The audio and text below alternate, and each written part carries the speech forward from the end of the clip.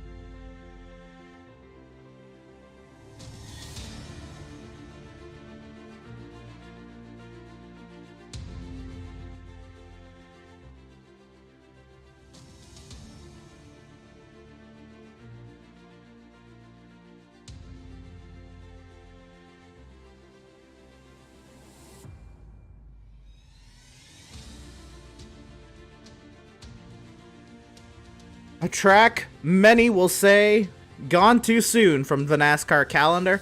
A high-speed, bumpy ride is ahead of these drivers for 225 miles.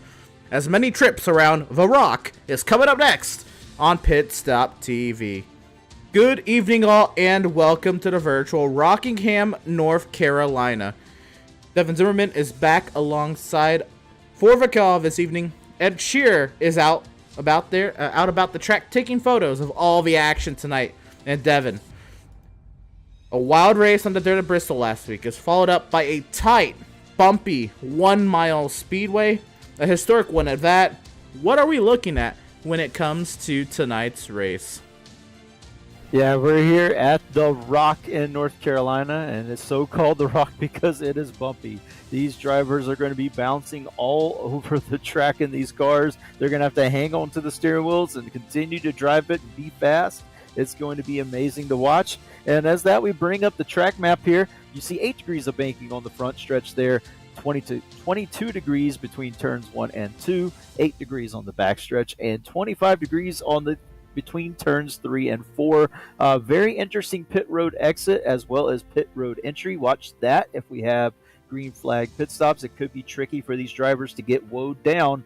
Off of turn 4 is really bumpy, so getting the car slowed down to make that hard left on the pit road can be tricky, as well as staying below the line and waiting all the way until you get to the blue line on the backstretch. Can be tricky as well. You want to come up as soon as you can, but you got to stay down to the blue line on iRacing, otherwise you'll get that black flag. So yeah, a bumpy track, very loose track because of the bumps. Should be an entertaining ride, Emerson. Absolutely. This track is notorious for difficult pit road, notorious for tight turn 2, and very, very bumpy at that. It's a fun track we've got on our hands tonight. That back straightaway, Thunder Alley, absolutely chaotic. We had most of our accidents in the trucks last season on that back straightaway.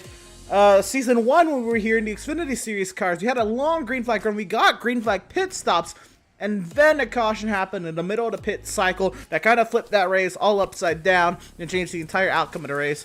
But we see here, the Rockingham Speedway, preserved forever on iRacing. Rockingham stands the test of time in real life as well. Efforts to revive the Speedway have proven relatively fruitful, through the latest of which stalled by COVID-19. And that kept Cars Tour from racing here in 2021. It's still an active Speedway at that. Cars Tour was very much, working on getting here through the pandemic, and then they did in 2021. I'm sorry, they didn't get here in 2021, but that was on the schedule. I'm sure there's many series still trying to get their way to Rockingham Speedway. This track was last in NASCAR, I believe, in 2013 with the Truck Series. For it to make a comeback is not too far-fetched, but it's still quite a distance away. I'd love to see this track back on the NASCAR schedule. Tonight will be a great, rendition of what it would be like if today's NASCAR NextGen vehicles were to take to the Rock. With that being said, again, absolutely wild night we had last week at the dirt track at Bristol. It was a 4-hour show. A couple hours of practice and qualifying led into a 150 lap race that was absolutely chaotic. Kyle Lingerfeld got his second ever Outlaws Sim Series win, and his first ever on dirt. And that being said, he's a part-time driver, so that doesn't really affect what drivers, are where the cut line is in relation to the point standings tonight. But what did happen was Jonathan Jennings was flying. He cut that point lead down to 6 points from Max Service's points lead at points total at 475. Seth Berger's 38 back of teammate Max Service. Jeremiah Stutzman has now gone up to the 4th position in points. He has 73 points back of Max Service. Joseph Causey, we did not see him turn up last week, and I don't know if he's actually going to be making many more starts to come. I'm not going to speculate too much on that, but I did hear that his Wednesdays are starting to become a little bit more busy, and Joseph Causey at 88 might drop a little bit further down in the points. Seth Fitzpatrick had a great showing. He did get the pole point last week. If that wasn't made clear, he was given the pole point because he did pole in single car qualifying.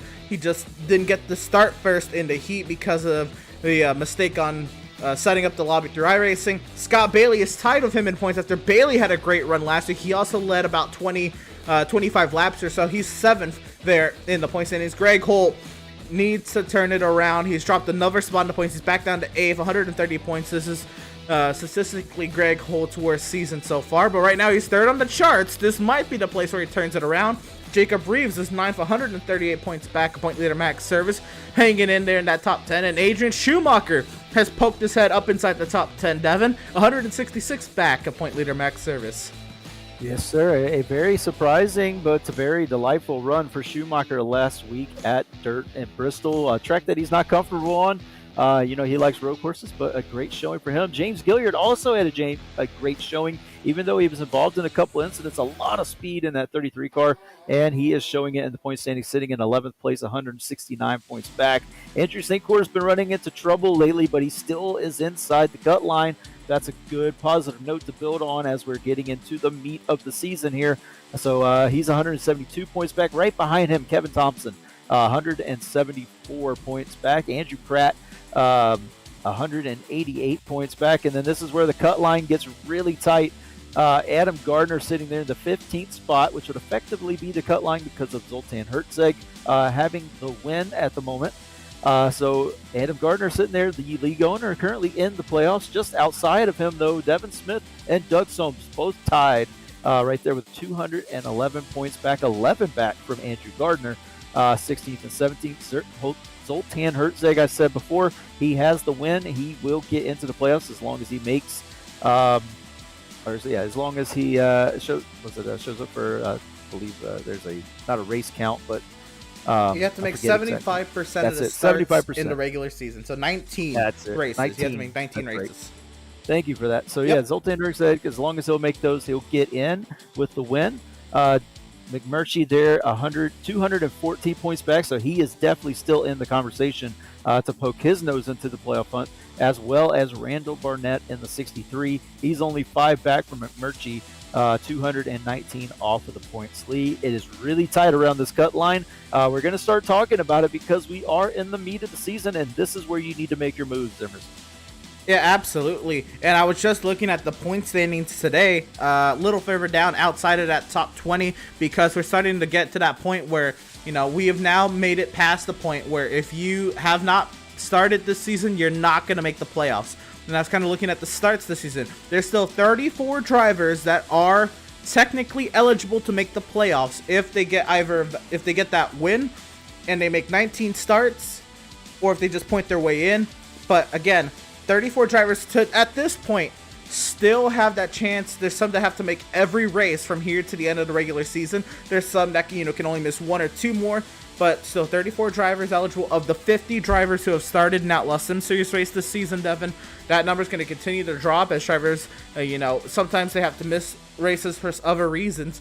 But again, you got to make those 19 starts, and 19 starts at a variety of race tracks. You can't just sit here and cherry pick a track type that you like, because we have all of them here. We've gone through the Super Speedway at Daytona, the road course at Canadian Tire, the 2-mile D-shaped oval at Auto Club, the Nashville Fairgrounds, the horse track turned short track for stock cars, the 1.5-mile old Atlanta, the 2.5-mile rectangular shaped oval at Indianapolis, the 1.5 mile at the curved back straight at Chicagoland, the 7/8-mile short track at Iowa, the big bad Talladega Super Speedway, and the dirt at Bristol. Takes us to this bumpy 1-mile speed palace tonight. And next week we have our second road course of the season, Devin, before we get into that middle part of the schedule, which doesn't really get any easier. No, it doesn't. Martinsville, a very tough short track there at 13th on the schedule. I mean, that's going to be, to pass there, you're going to have to bump somebody out of the way. We could have some tempers flying. And then right after that, another short track. So Indianapolis Raceway Park, the 14th race of the season. I mean, we could really see some fireworks between those two races. Then we head to Texas, spread things out a bit, the 1.5 miles in Texas there, just outside of Fort Worth and Dallas. iRacing Super Speedway, the fictional track, used to be Coca-Cola Super Speedway back on one of the original games. And we go there, the 3-mile track, High Banks. Then we head to New Hampshire, the Magic Mile, Michigan, the 2-mile oval, Eldora, the next and only other dirt race of the season. And then we go back to the Super Speedway at Daytona. Then we head to Laguna Seca, a great road course. That's going to be very interesting to see these cars handle that corkscrew. Then we head to the 2-mile track, the long front straightaway there at Pocono. And then we go to Phoenix for another short track. And then we head back to the mile and a half Charlotte Motor Speedway.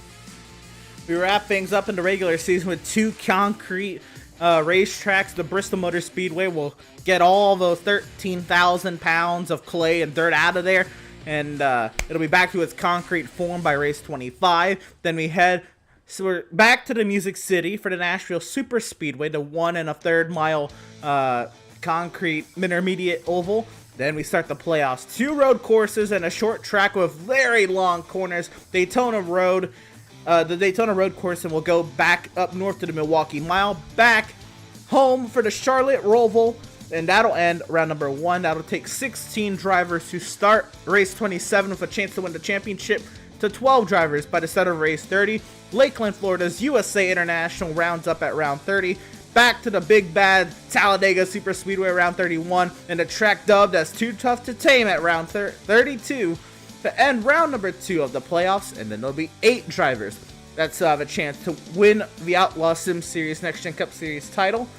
There at round 33 at Homestead, we'll head to the Atlanta Motor Speedway, and at that point we should have the Atlanta Super Speedway, and that'll be a chaotic race to head into a very tight bull ring-esque track of the half mile at North Wilkes. Actually, I don't think it's half mile, I think it's 2/3 of a mile, but nonetheless a short, tight, technical track at North Wilkesboro before we head to the 3/4 mile short track in Richmond, Virginia for round 36 and the season finale tonight, Devin. Not tonight, I'm sorry, at the end of the season, Devin. And that'll be 4 drivers. First to the start-finish line at Richmond wins the title. Again, a wild schedule. You know what? It keeps everybody on their toes. It keeps us on our toes, Devin. Each week, we have to bring a different agenda to the track, just as these drivers have to, with setup and mindset and driving style and even, I mean, I don't know if people do, but maybe some people have different, rims that they like, say, for road racing or dirt, and, if they have different rims, stuff like that. There's so many different things they've had to go through just through the first 10 races. And then here we're going to kick off round number 11 here at Rockingham in just a few moments. But what we can do is we can look at what's gone on now on the practice charts. There's been 51 and a half minutes now, right? In 3, 2, 1, 51 and a half minutes of practice. Pro driver Nicholas Shelton is at the top of the timing sheet. He has 66 1,000ths of a second, 6/100ths over Zoltan Hertzeg. Greg Holt there in third. Devin, looking at the chart of names here, I know Max Service is coming into this race with a lot of hype. He loves this track. He was leading here in season 1 before that caution came out in the middle of pit cycles that evidently ruined his competitive evening because he got trapped a couple laps down. But a lot of names up here. Matt Rogers is one that actually catches my eye there in 4th.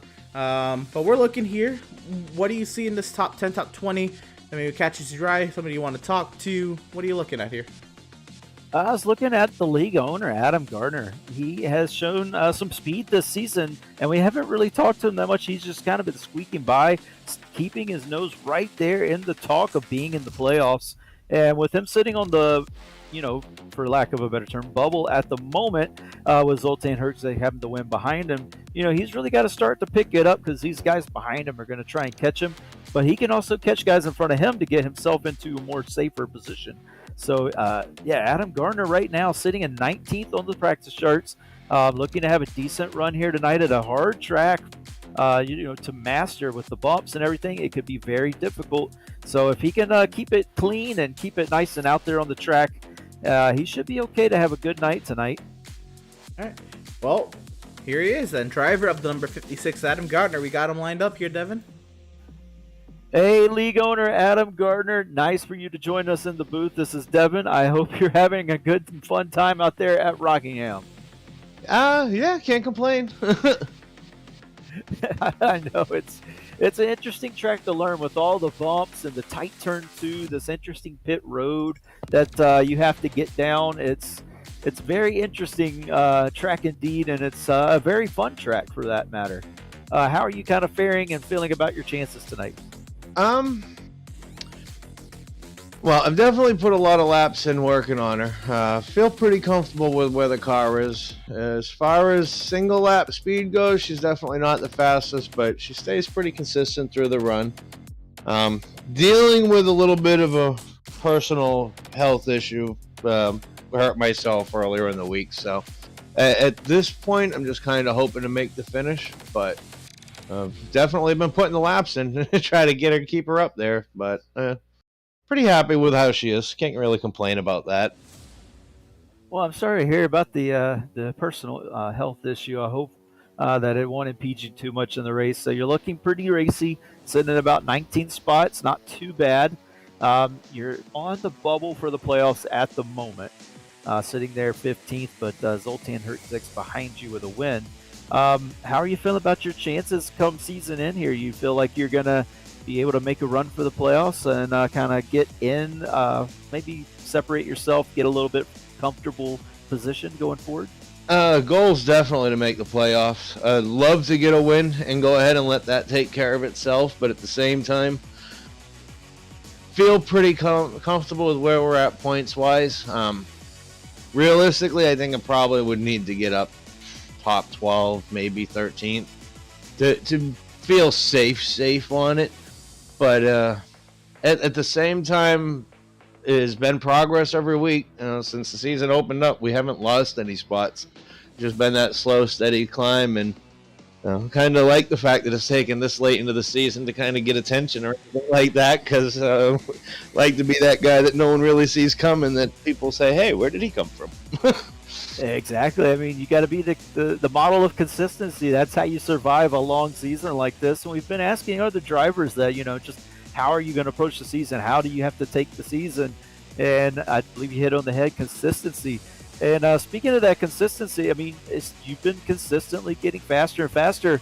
The setup's getting better and better. Is it just more time that you're taking with the setups, or is it, starting to get a handle on this brand new race car?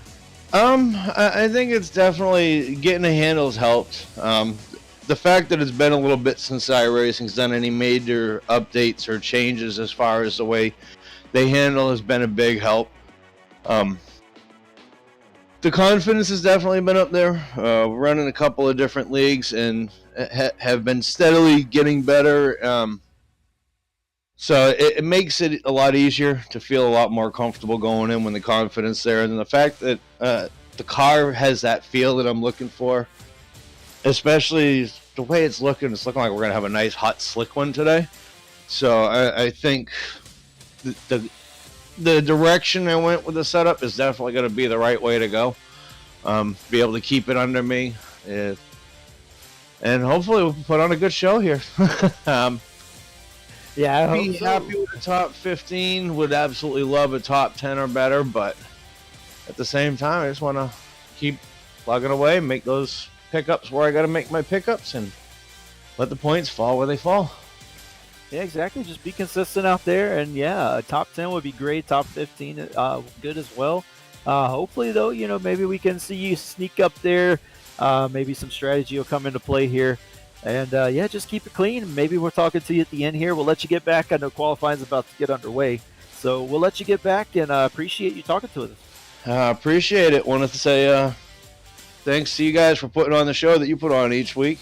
Thank everybody out there in Outlaws Nation that's watching. I love going back after the races and checking out the comments. It's pretty cool to see how engaging everybody that watches and interacts with is into it, and it means a lot to me personally as a league owner. And yeah, other than that, just everybody kick back, enjoy the show, and hopefully I'm around there at the end for the finish, and we can put on something special here tonight. Well, we appreciate you. We appreciate this league you put on. We'll get you back down there. Good luck in qualifying, driver. Appreciate it. And there it is, driver of the number 56, Adam Gardner. And right, as he said, we're just happy. He gives us this opportunity to put the show on. But what he said there was the engagement in the comments, and absolutely, if you're out there go ahead and drop a comment down in live chat, or if you're watching this after it was live, drop a comment down after the race. Even then, you know, we still see them. Support your driver. If you're just a casual fan, just support the product. Let us know how you feel about what's going out on the track, good or bad, you know, and anything helps at that. And at that, you know, we don't really do this often, but you know, we just surpassed that 2,000 subscriber mark on Pit Stop TV. If you haven't subbed to the Pit Stop TV YouTube channel, go ahead and do that as well. It would mean a lot there as we try to continue to produce some great content. And while we're at it, let's go ahead and shout out our socials tonight, which will be pretty busy tonight out there on the track. Ed Shear, and he'll be taking photos, send them right out to our Facebook, our Instagram, and our Twitter tonight. Devin, our Facebook page, facebook.com/pitstoptv, our Instagram at pit_stop_TV. That's the same as our Twitch, by the way, twitch.tv/pit_stop_TV, which we are live to tonight as well. Twitter, our Twitter handle is at pitstoptv_, and our YouTube channel, youtube.com/pitstoptv1. And time is, well, winding down on this practice session, Devin. Pro driver Nicholas Shelton has pulled nearly 1/10 over Zoltan Hertzeg, and qualifying is about to get underway. Yeah, it's going to be a very interesting qualifying. We get to see how these drivers fare on a fairly clean track. There's been a lot of congestion out there so far, so I believe we're going to see some really fast times go out there on the track. These drivers also, you got to nail the lap. It's really hard to nail this lap perfectly, and the driver who does it's going to be the one that gets on pole. I mean, it's as simple as that. It's really hard to get it absolutely perfect here at Rockingham, though. Those bumps, if you just hit it just even remotely an inch wrong, it's going to throw you so far off in the center of the turn or coming off the turn that you're going to have to check up just a little bit and maybe lose a tenth coming around on that lap. So got to hit it right, and we're about to see it get going. Absolutely. Want to once again shout out Devin Zimmerman, Ed Shearer, joining myself, Emerson Arden, on the production crew this evening. And if you want to join our crew here at Pit Stop TV, email Andrew at pitstoptv.com. Devin, we're now in the Pratt Tile and Stone qualifying. The driver who's really excited about this track on the schedule. Here he is, driver of the number 81 Max Server. Let's go ahead and ride on board and see how these bumps kind of throw him around. Yeah, you can see the car bouncing all over the place. It looks like you're hopping. I mean, you know, luckily these drivers, they aren't in the car, but you do feel all of those bumps in the steering wheel. All of these drivers have the steering wheels. You feel the bumps. You feel every vibration of the car through that steering wheel. That's how you kind of get the feel of a car, and I guarantee you they're feeling these bumps. Nicholas Shelton goes top of the chart. Seth Berger, Adam Gardner, Max Service, Devin Smith. As Service comes across the line there, we'll go ahead and throw up the timing sheet on the left-hand side. Max Service has gone second quickest.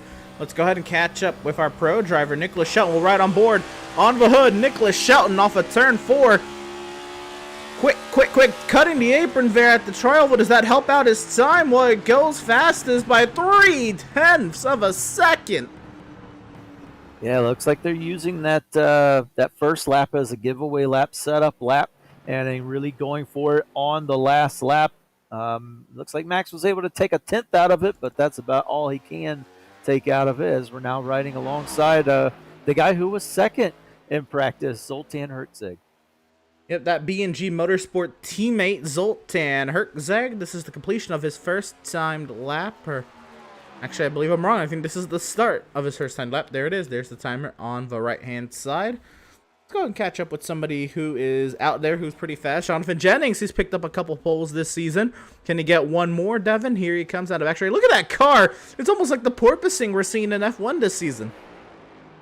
It definitely is. Like I said, this track is bumpy. It's notorious. They don't call it the Rock for any reason other than Absolutely. that. I mean, it is just rocky, bumpy, whatever you want to call it, and you can really see it on these cars. Ooh, you see the 34 get out of shape on one of those bumps. It is a toughie tonight for these drivers. Let's see who else is out about on the racetrack. How about Scott Bailey, who led himself a decent amount of laps last time out on the dirt at Bristol. He's actually finished up his run. He's the slowest driver on the timing sheet, Seth Fitzpatrick. This is the guy who got the last pole here in the Outlaws Sim Series last week on the dirt at Bristol.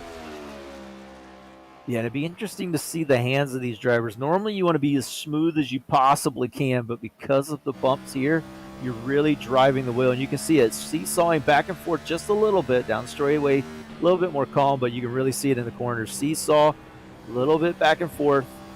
He holds it pretty steady there in the center of the turn, but yeah, you can really see the vibration in the hands as they come to the line. Even though this is an oval, you're really working that wheel. This is now Seth Fitzpatrick's third timed lap. This is the lap that's going to make or break it for the 2 car. You see he's in 4th gear, and that's what I'm hearing a lot. This is not going to really be a 5th gear track, especially because they are hitting about 170 their top speed. He actually does jump up the 4th quickest. The 2 of Seth Fitzpatrick, just 2 1,000ths off of the 81 on max service. Yeah, really close. And then now we're going to be seeing Brad Bothwell, who was the qualifying expert last season here in the Outlaw Sim Series and the trucks. Taking him a little bit longer to get used to this new car with the setups and everything, but he's been coming along slowly and making progress each and every week. We'll see what he has tonight as he's finishing up his first time lap. Brad Bothwell crossed the line of that first lap. Will place him 9th quickest, but as you said, Devin, and as we're seeing pretty evidently with the times, these drivers are using that first lap to kind of get those tires up to temp. Even that second lap, for some of these drivers, is becoming a throwaway lap because they have 3 timed laps these drivers get to use. And these drivers, it's similar to Dover. I'm referencing Dover because it's, well, first of all, it's a 1 mile banked oval, similar to this. But also, it is just the track I just finished racing last night. And the car gets faster on that 3rd lap. I wish it was a 2-lap single car quality last night, but if I had a 3rd lap, that would have been the golden lap. And I'm starting to see that's really what these drivers are looking for here, and they have that opportunity with 3 laps. Bothwell, that 3rd lap, it puts him 6th quickest. Yeah, it does. Really good lap from Bothwell there. But yeah, he went for it on his 3rd lap, Emerson, just like you were talking about. Got it on the 3rd lap, used the first 2 as kind of a setup, and that 3rd lap he tried to hug the bottom as best he could. It looks like he's kind of doing somewhat of a diamonding effect, very subtle diamonding effect, but it does look like Bothwell doing that diamond effect, letting the car kind of slide up in the center and then really cutting it off. I'm not sure if that's just his qualifying strategy or if that's just how he's going to run the race. These cars, again, all set up to where these drivers can like it. They can adjust anything. So it just may be the way his car likes to run this track. Yeah, definitely. And I know it. And now in this term, it's not the same because it's nearly a symmetrical track. Dover is, but you do kind of want to run that diamond line. Maybe there's a little bit of a pickup from that, where you enter kind of low, and you ride up a little bit in the center of the corner, and then you kind of straight line the exit, diving low off of the corner as well. I don't know if that's necessarily what we're going to see tonight, but it worked out a little bit for Bothwell, who puts it 6th quickest. Probably one of his better qualifying attempts of the season, if I had to guess. I'd have to look back on the stat sheet to double check that. Jeremiah Stutson's 2nd lap puts him 8th quickest. Here is his 3rd, though. And he is keeping it there. Those left sides right on top of that yellow line, but not under, not on it, not over it. Right on top of on the racetrack.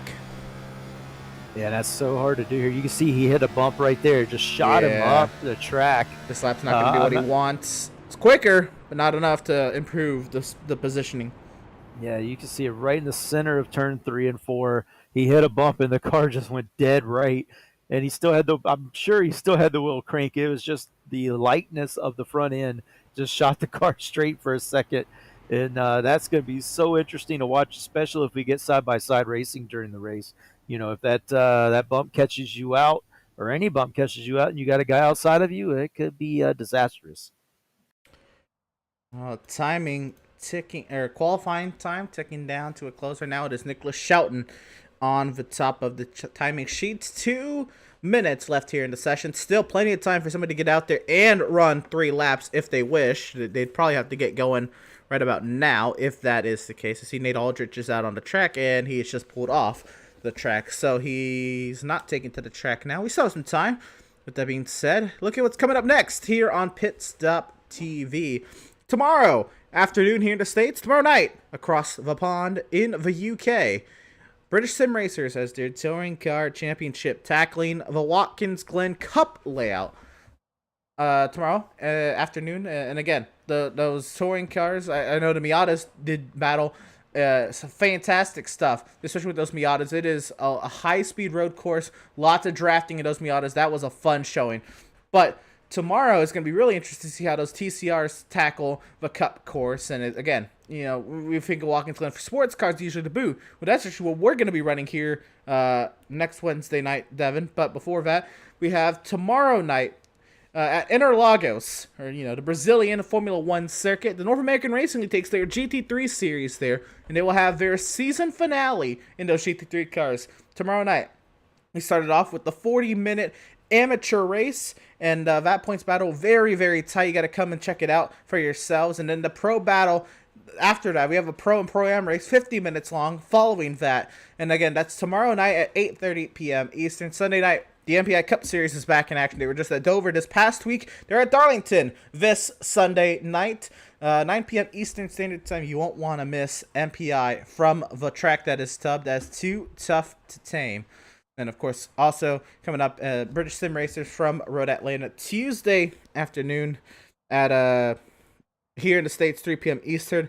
And, again, Tuesday night across the pond in the UK before we tackle the Watkins Glen boot layout here for the Outlaws Sim Series next Wednesday night, Devin. Pratt Tire and Stone qualifying has ticked over. No other cars took to the track. What does that mean?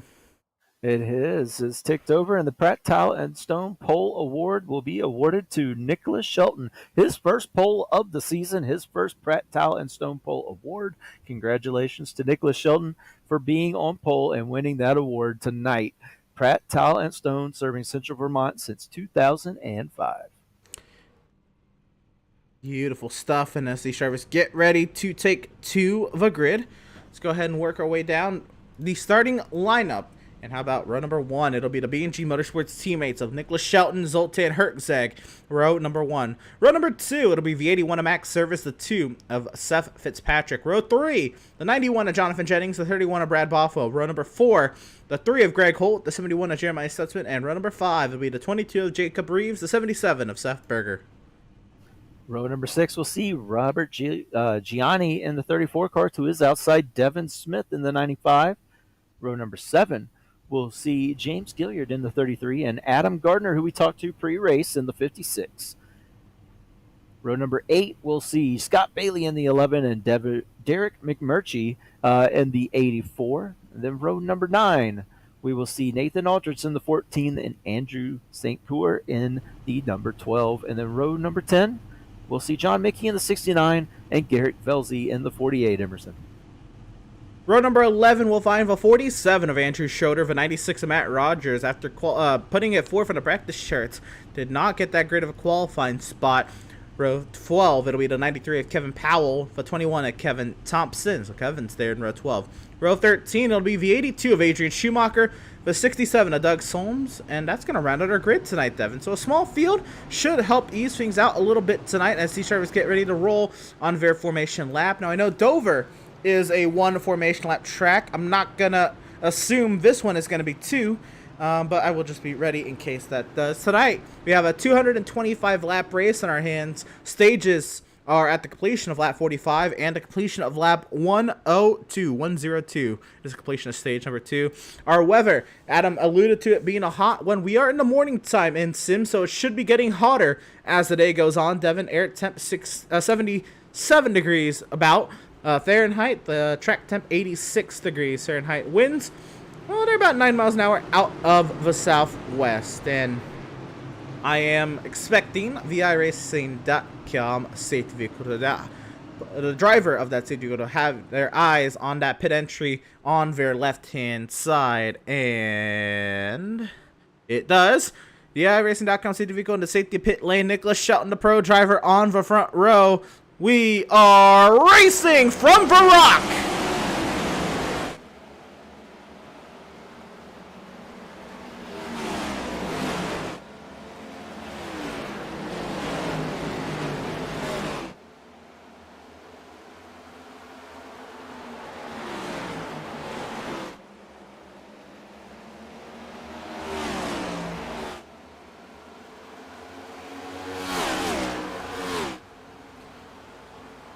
1 lap complete. Nicholas Shelton has opened up already. Well, he has a teammate, Zoltan Herzog, directly behind him. They've opened up already a second back to Max Service. They are absolutely gapping the rest of the field. Seth Berger had a little bit of a moment off of turn 2. He's under attack now from Robert Gianni, who's trying to clear by to 71 of Jeremiah Stutzman. This is the battle for 8th.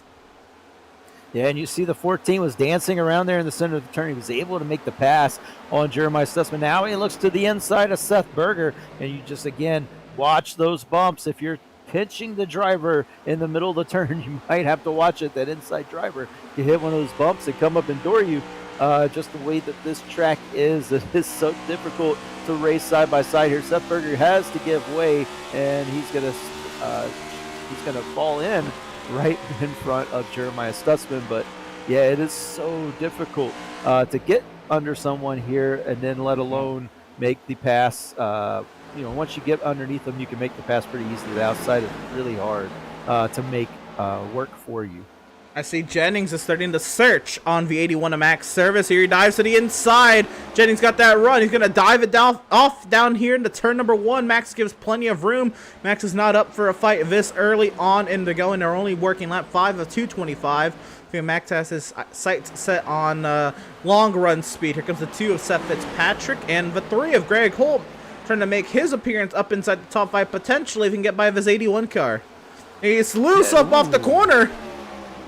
Yeah, it looks like Greg tried to power it up a bit and just lost it off the corner. And, man, Bothwell really sent it right behind this battle in that 31 car. You saw 31 really get really close to Max, almost get onto the outside of the 14, or the 34 right in front of him. That was a very interesting move by Bothwell. It almost worked. Max Service is starting to look like he's on a free fall through the running order. Was that maybe only a hot lap machine at number 81? He's dropped from 3rd, and he's now under attack for 6th by Robert Gianni in the 34 machine. Well, we are in the morning, Emerson. You mentioned it at the beginning of the race. That we are starting in a morning session, and it could get hotter here. These drivers may have set up somewhat of a little bit tighter setup, maybe, thinking that it's going to loosen up as the track gets warmed up. So maybe Max, banking on the track warming up, maybe set his car a little bit tighter than he really wants it right now. We'll have to see once pit stops come out and make changes. Gianni drives it up high on the entry. He dives it off on the exit. That is how you kind of get around people at these small tracks, similar to Dover. You got to drive it in hard, right up a little bit by the center of the corner, and then dive it off on the exit, get that crossover. Beautiful work from Gianni to get that spot from Max Service. Gianni now has his eyes forward on maybe his teammates that are just driving away from the rest of the field. Yeah, he's really going to want to catch up to these guys in front of him, get up there with his teammates. And again, Max Service free falling through the field. His teammate Seth Berger also doing the same. He's lost another spot back to Brad Bothwell.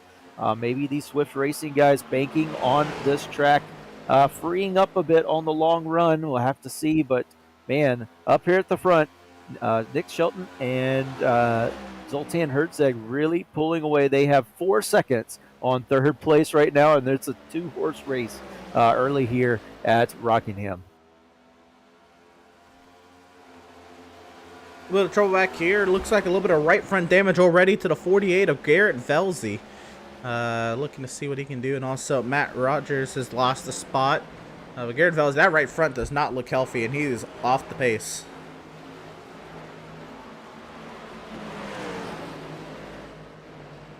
Not entirely sure what happened. I imagine he just popped the wall maybe out of 2. That is probably the most likely.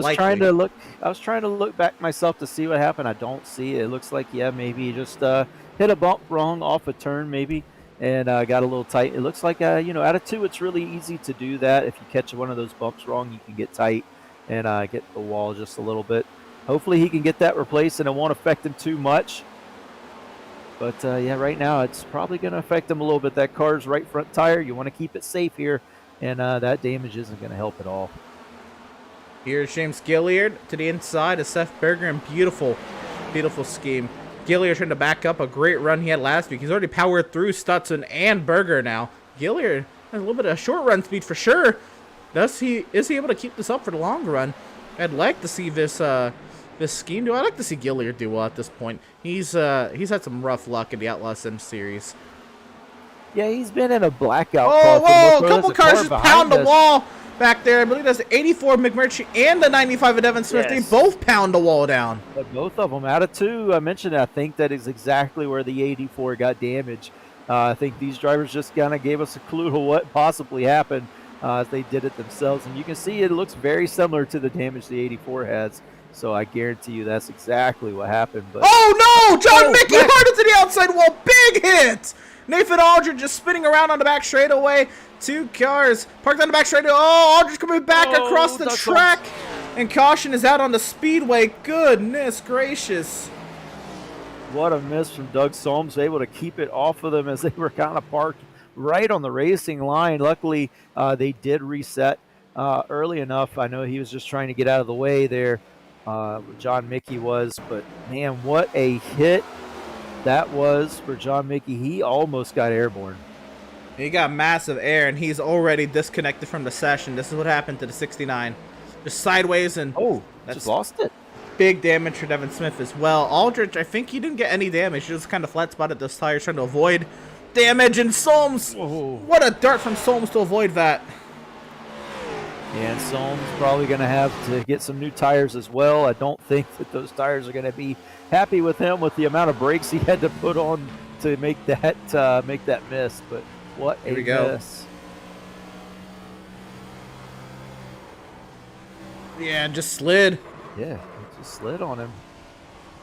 That is a rough hit, big hit, John Mickey, and just nothing Devin Smith could do on his outside.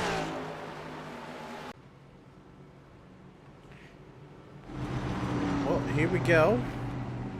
Pit stops underway. Jonathan Jennings has stayed out.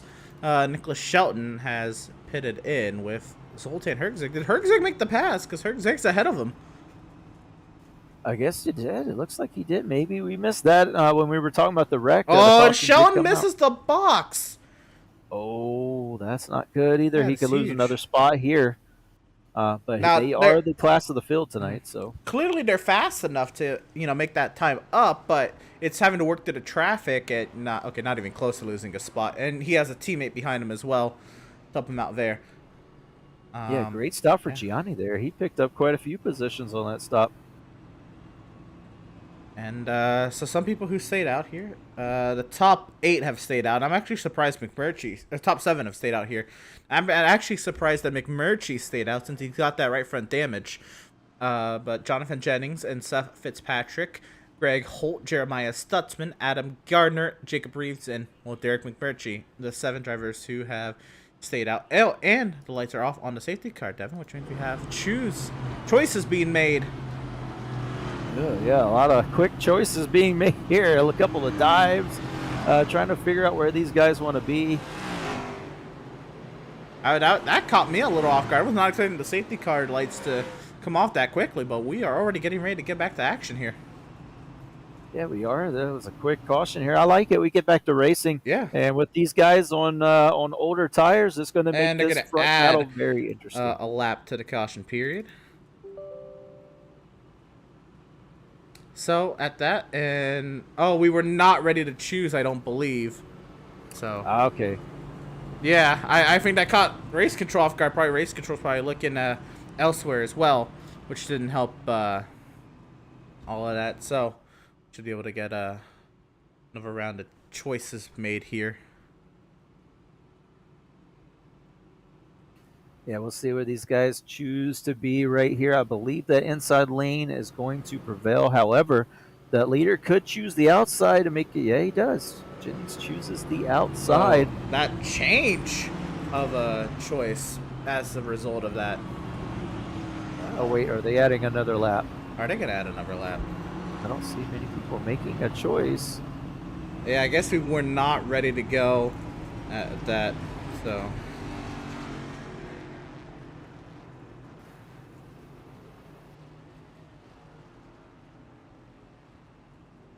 Yeah, it looks like we added some more. So it looks like the caution was a little too quick for the drivers. They were not prepared to make the adjustment there. I think it should happen possibly next time by. All right, we'll try this for the third time. So, Jonathan Jennings, Seth Fitzpatrick, Greg Holt, Jeremiah Stutzman, Adam Gardner, Jacob Reeves, Derek McMurtry, Zoltan Hertzeg, Nicholas Shelton, Robert Gianni, the first three on tires. Teammates all pitted. Let's try this again.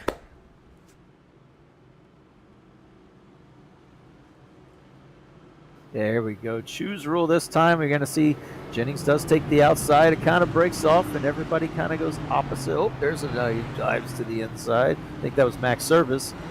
But yeah, it looks like most people choosing the inside lane kind of prevailing here. But yeah, that's an interesting choice by Jennings. It looks like he just wants to fire off well, thinking that he can get an advantage firing off and then dive it into the turn, and that could give him a little bit of advantage going down the backstretch as well.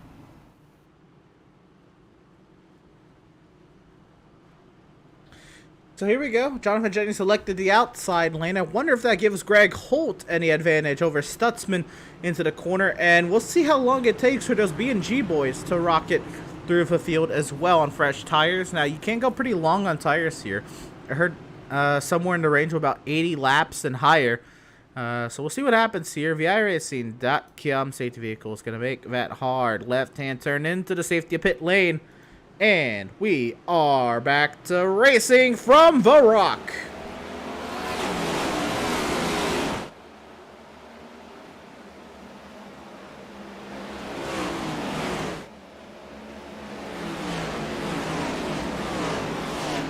Well, Adam Gardner nearly palps the wall there off of 2. We can see if he can hold on to that machine. And Seth Fitzpatrick has dove back to the inside of Greg Holt. Holt got the advantage. He's still trying to make something happen on that outside. Sideways is the 3-car. Side by side for a second. Directly behind race leader Jonathan Jennings. Holt drives it deep into turn 1. Fitzpatrick trying to keep the power down the inside. And Holt trying not clear to second. Yeah, he is trying all his might to get clear to second. Doesn't want to be on the outside lane too much longer, but he is making this work. Another great run here through 3-4. He's going to clear him this time. Looks like he is finally clear and able to hang on to that second place spot. And Seth Fitzpatrick will have to settle for third. Behind them, though, the B&G fellas of Zoltan Hertzeg, Nicholas Shelton, are making their way forward up to 5th and 6th place respectively, as Jeremiah Stutzman now being passed. I was going to say, don't look too soon. Here comes Hertzeg. And Hertzeg is powered by Stutzman now, setting his sights on Fitzpatrick, Holt, and Jennings directly in front of him. And like many others, staying in that 4th gear. You're not seeing anybody. Oh, here comes Fitzpatrick, maybe making a dive at Holt, and he backs out of it, which is going to bring him right back to Zoltan Hertzeg. Yeah, that failed move puts him in the clutches of fresher tires right behind him.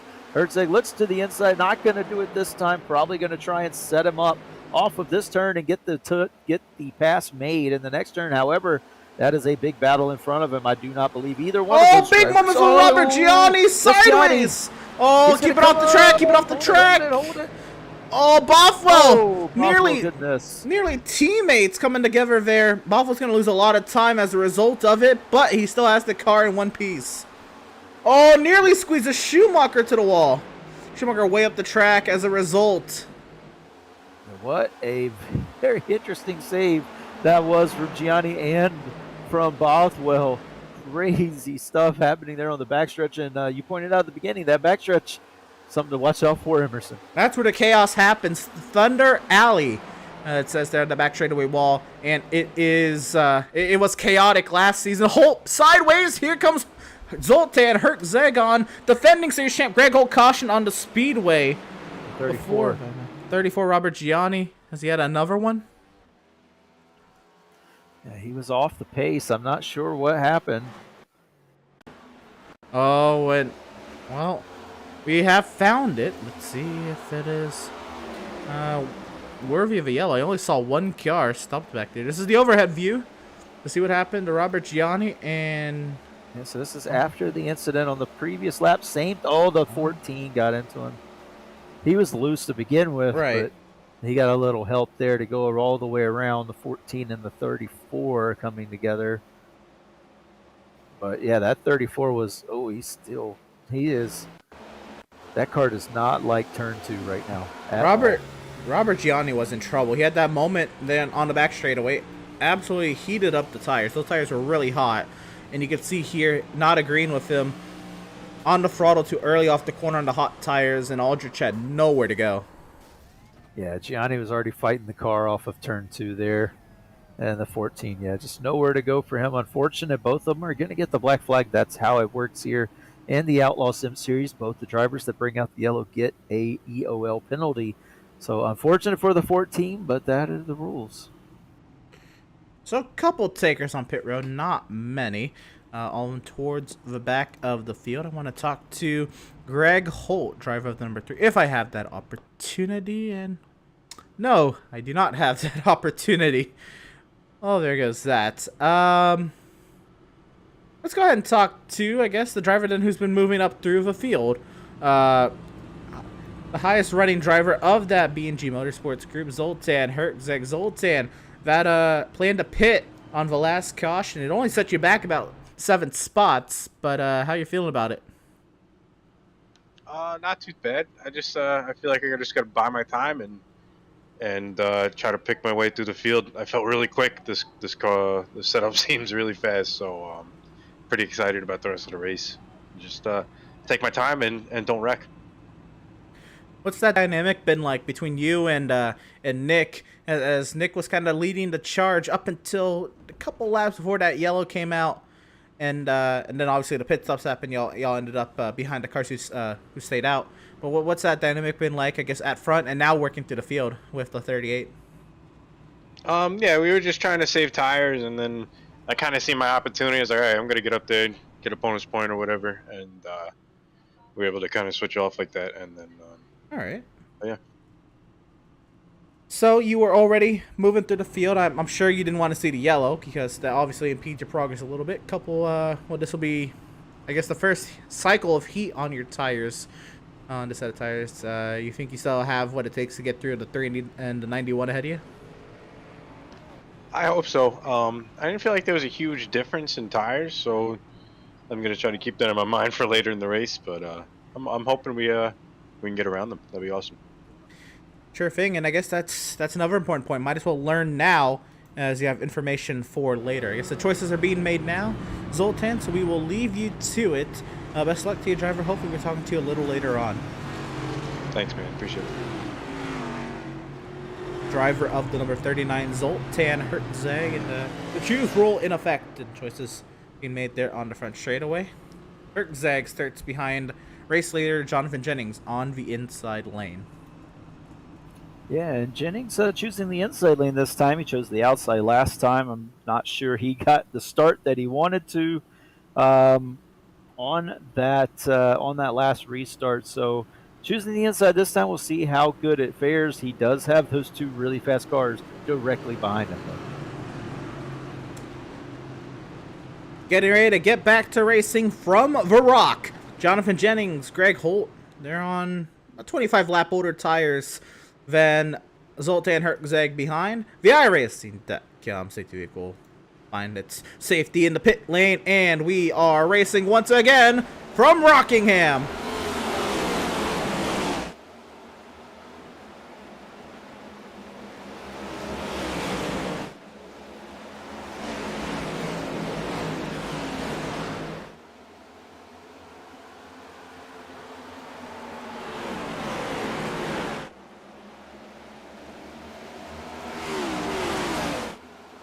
And Greg Holt chopped Zoltan Hertzeg's nose off in turn 3. Now Holt under attack from both of the B&G teammates. Hertzeg and Shelton ready to pounce.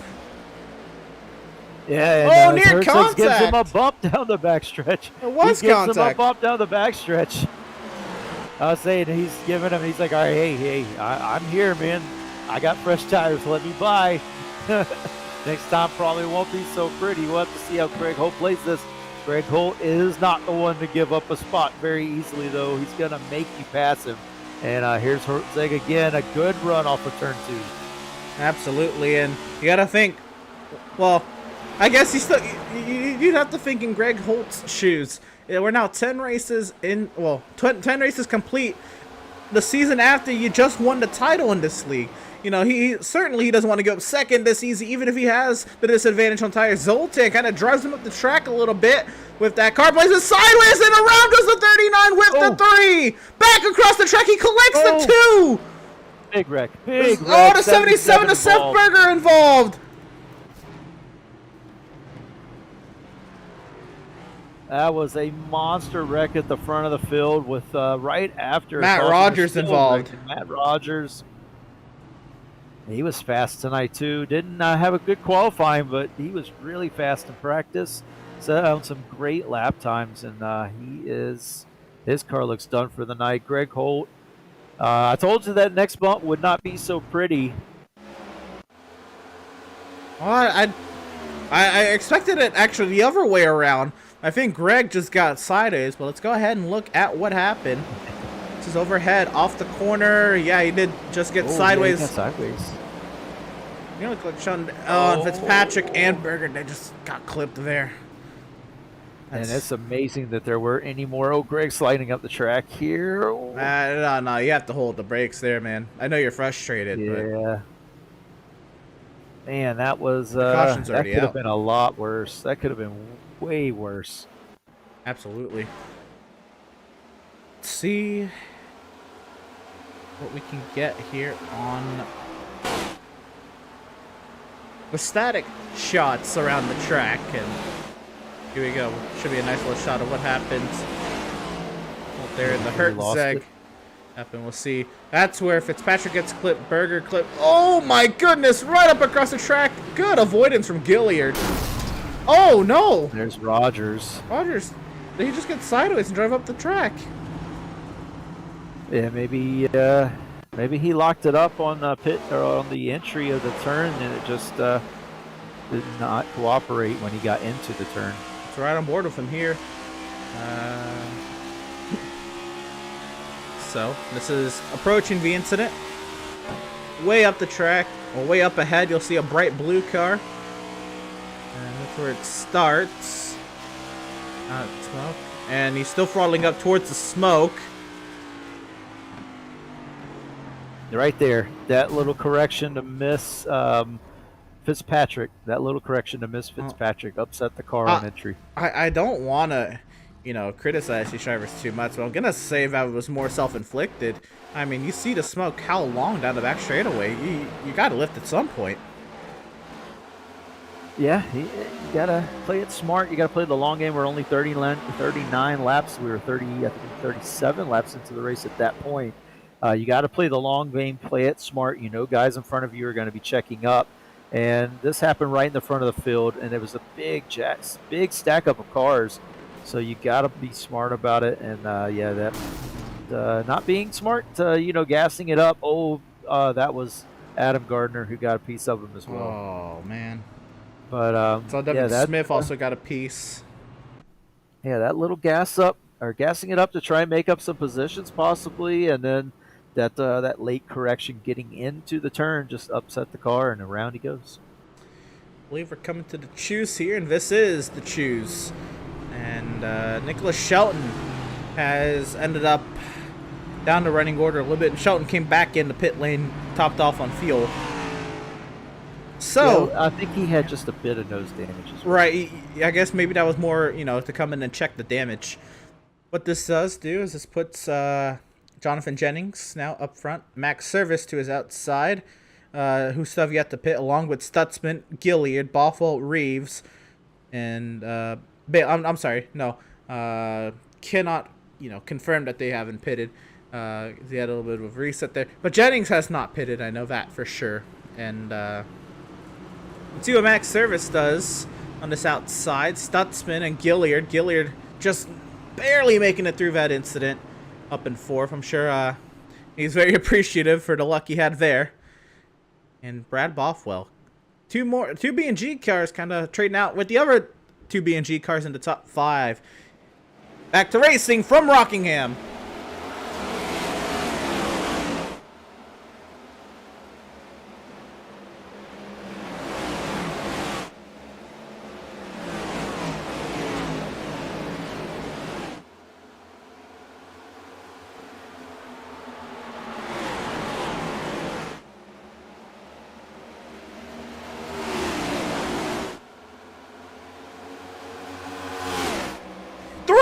for the race lead. Max Service around the outside. Stutzman backs out. Service trying to get to the outside, but Jennings will prevail. It looks like Service realized he was 3 wide as well, and he was like, I'm gonna back out of this, and he got squeezed. Service really trying to do it around the outside. He doesn't want to get pinned down on the bottom. Look at this, though. He's trying to dart off the corner. Can't get down there. Jennings holding station up front. I think Service sees his opportunity to take the lead here and try to escape before Nicholas Shelton can get back through these cars. Nicholas Shelton all the way back up to 6th place now, just trying to get through these cars. Bothwell in front of him, then James Gilliard. So Max is like, I need to escape and get out in front as far as I can now. Shelton up to 5th. Brown Bothwell now looks on Gilliard. And Service now, I think he's lost a little bit of that edge off the start. He's got a great run down the back straightaway here. Can he dive it into 3? Jennings blocks. And I think Jennings has the same notion. He needs to stay out front because he knows that 38 car's coming as well. But all this is doing with this battling is letting that 38 car get closer and closer. Gotten by Gilliard. Yep, and then Jeremiah Stutzman also, but a great run from Max. He's to the inside. How hard will Jennings drive it in to maintain that position? On the outside, he drives it in hard on the outside. He's going to try to use the hill for momentum. Max trying to keep it pinned on the inside. Side by side for race lead. Here comes Shelton on Stutzman right behind. Yeah, and Shelton on Stutzman. He gets and completes the pass. Now he's right behind this battle for the lead. Will he try to stick his nose in there, make it 3 wide? He has a little bit of a run, but not able to do it this time. But Jennings goes up to the high side. The 38 to the inside. He will take 2nd. Max is in the lead, but for how long? Service clears to the lead. Here comes Shelton. Nicholas Shelton on probably fresher tires, but definitely he's topped off on fuel. He's set for a while. How aggressive will he be to try to get back around the 81? Max bobbles off the corner. Here comes Shelton to the inside. Yeah, and Shelton clears easy. That bobble was all he needed to get into the inside, make it an easy pass relatively for the lead. Now, will the 38 set sail? We know he's fast. He's the fastest car on track. I fully expect to see that 38 set sail in the clean air. Max Service right now, he's going to have to bide his time, try and save the tires as best as he can, and keep touch with this leader. And Gilliard is powered by Jennings. This is Gilliard clearing up into 4th and having his sights set on Stutzman. Gilliard, the last 2 weeks, or at least last week and then into this week, have been some phenomenal, running so far. Is this the turn that Gilliard needed? You know what I noticed? This driver's already back in the top 10 now, looking for 8th on Adam Gardner, Zoltan Hertzeg. Yeah, Zoltan, he got some damage from that incident, but he has such a fast race car underneath him. That Ford Mustang, very tuned up tonight, and he's trying to make the pass on Adam Gardner, but Gardner not making it easy on him. He's fighting him. Gardner's in the top 10, Emerson. He's got to fight him. Absolutely, Gardner having a great run as well, and he does get cleared there by Zoltan Hertzeg, and you heard he just wants to try to finish. I'm sure he's grinning right now. While that was going on, I also realized, I guess Jennings was fighting really hard there for the stage victory. The Max Service took the lead after the stage ended, that first stage, and Nicholas Shelton now leads. But that was heavy fighting for the stage victory, and then that makes a little bit more sense in that context. Yeah, that makes more sense there, why they were fighting so hard for the lead. Get those extra bonus points that will really help come playoff time. And right now, though, Max Service, he's not really lost too much time. Jeremiah Stutzman has cleared Max Service, by the way. But they really haven't lost too much time to the leader, Nick Shelton, at the moment. But he is starting to pull away just ever so slightly. Nicholas Shelton has opened up a 2nd advantage over Jeremiah Stutzman. Max Service falls back to 3rd. Hertzeg working on Scott Bailey. Can he get clear? He will clear. Yep. Yeah, we'll complete that pass relatively easy there. Scott Bailey having another good run tonight in that 11 machine. Losing out, though, to Zoltan Hertzeg at the moment. And he has Brad Bothwell right in front of him. Bothwell after a decent qualifying, one of his best of the season, trying to learn this new car and learn the setups for these new cars, finally puts it in a decent position, and he's held on so far to sixth place. He's been he's been as low as 14th. I think that was after the cautions and everything, but he's kind of maintained where he qualified. And we might have lost a Greg Holt, and I believe so. Greg Holt was actually still running up inside the top 10.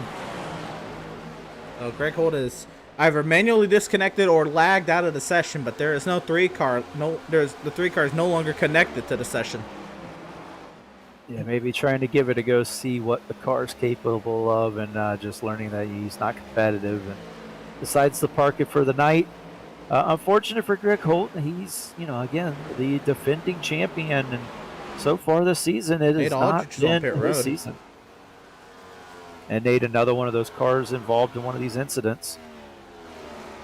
He has not had any luck this season, Nate Aldrich. He's coming into the series. This is a rookie in the Outlaws Sim Series, and gonna pull off and maybe some damage repaired, and no tires going on the car. He's getting out. Yeah. I think he's gonna make that exit with Greg Holtz. Yeah, I was waiting to see if he was going to call it there, and he decided to.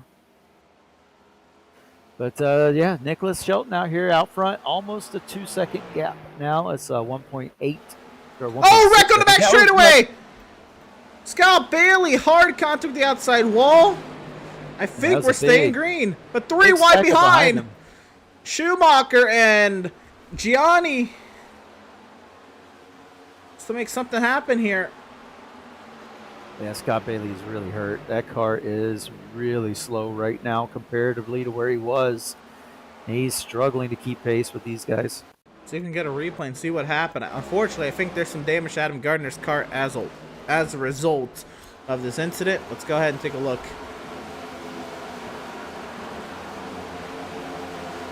So Scott Bailey on the high side, Gardner on the bottom side. What happened? Gardner slid up on the entry. Bailey trying to power it up, hits the bumps on the exit. Oh, a little bit of net-coated contact with that. Yeah, I think that was just net-coated contact. Doesn't look like Gardner's car was affected too much, but definitely Scott Bailey was. And then you see the big stack up behind him.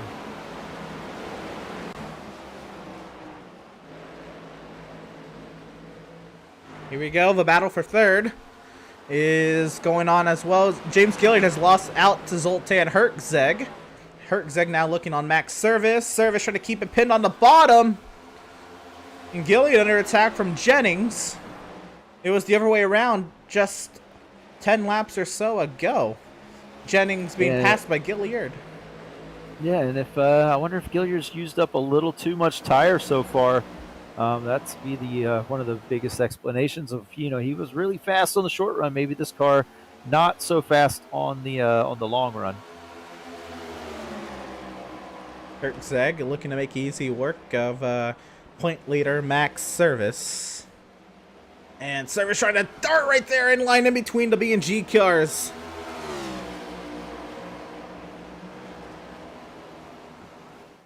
He darts in between. Max Service gets by him. And now Zoltan Hertzeg up into one of the podium positions. Now he's got his sights set 2 seconds ahead on Jeremiah Stutzman.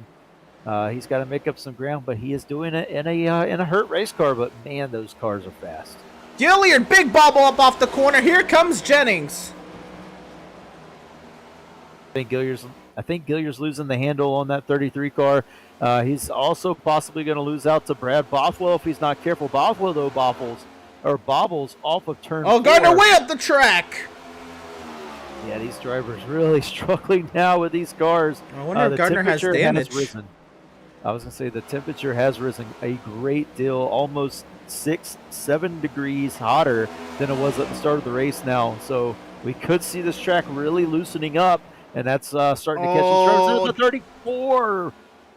Oh, man, that was tight.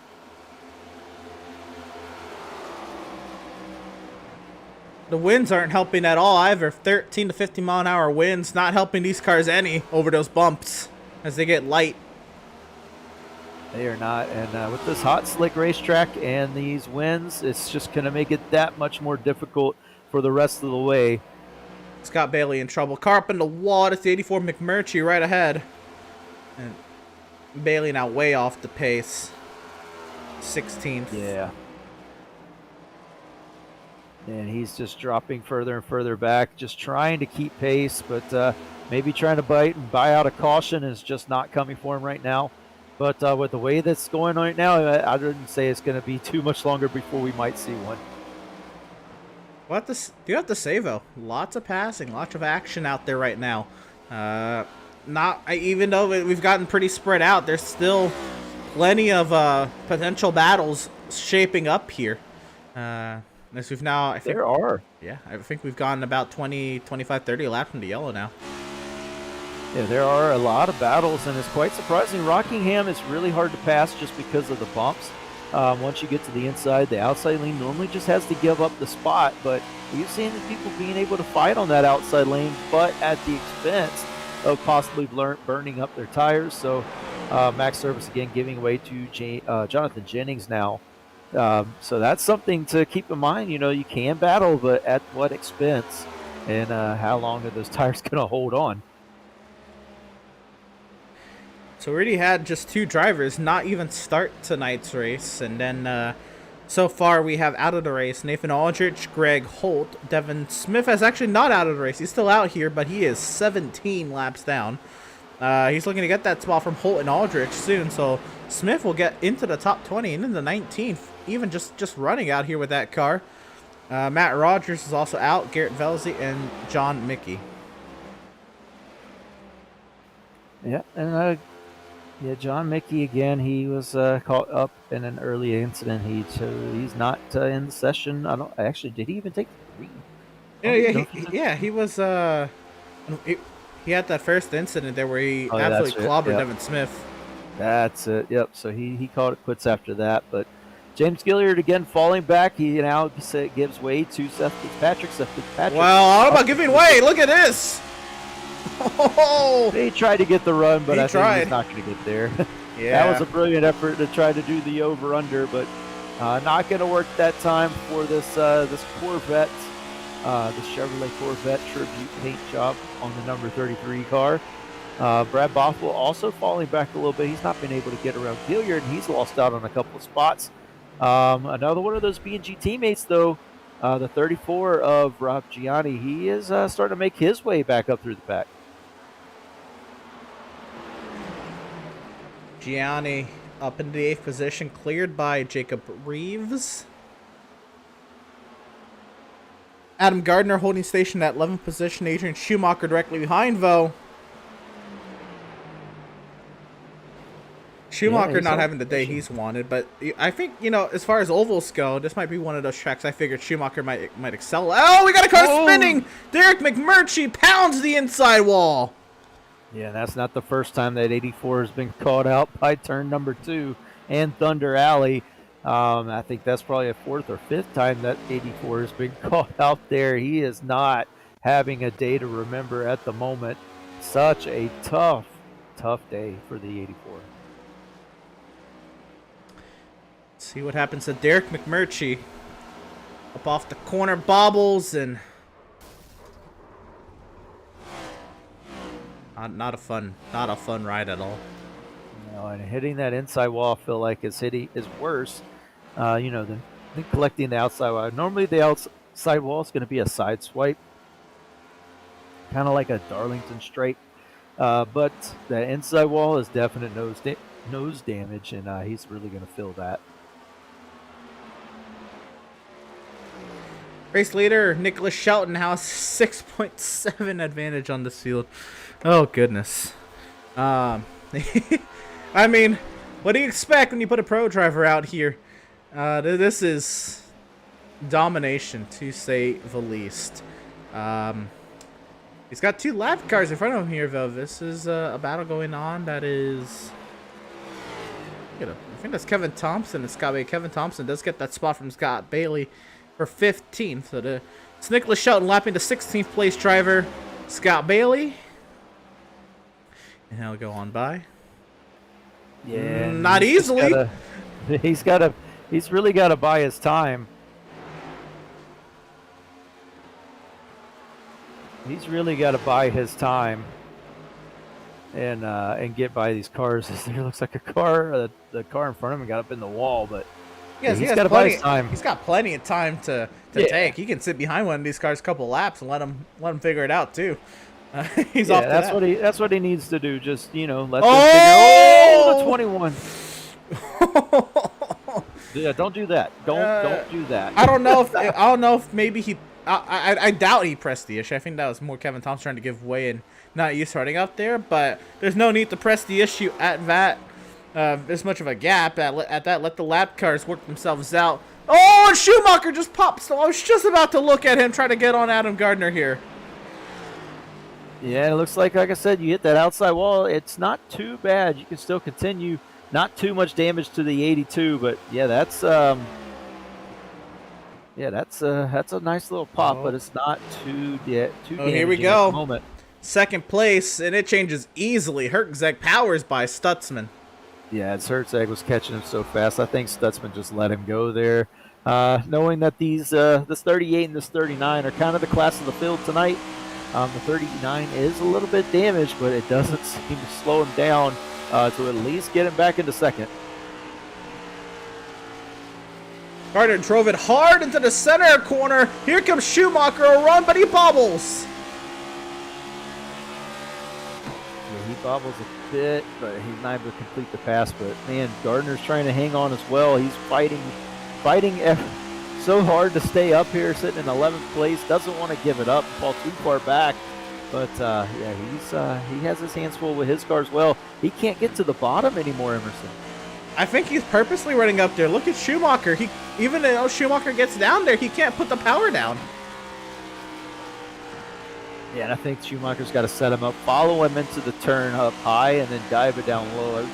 Like we've been saying all night long, that's kind of how you got to get this pass.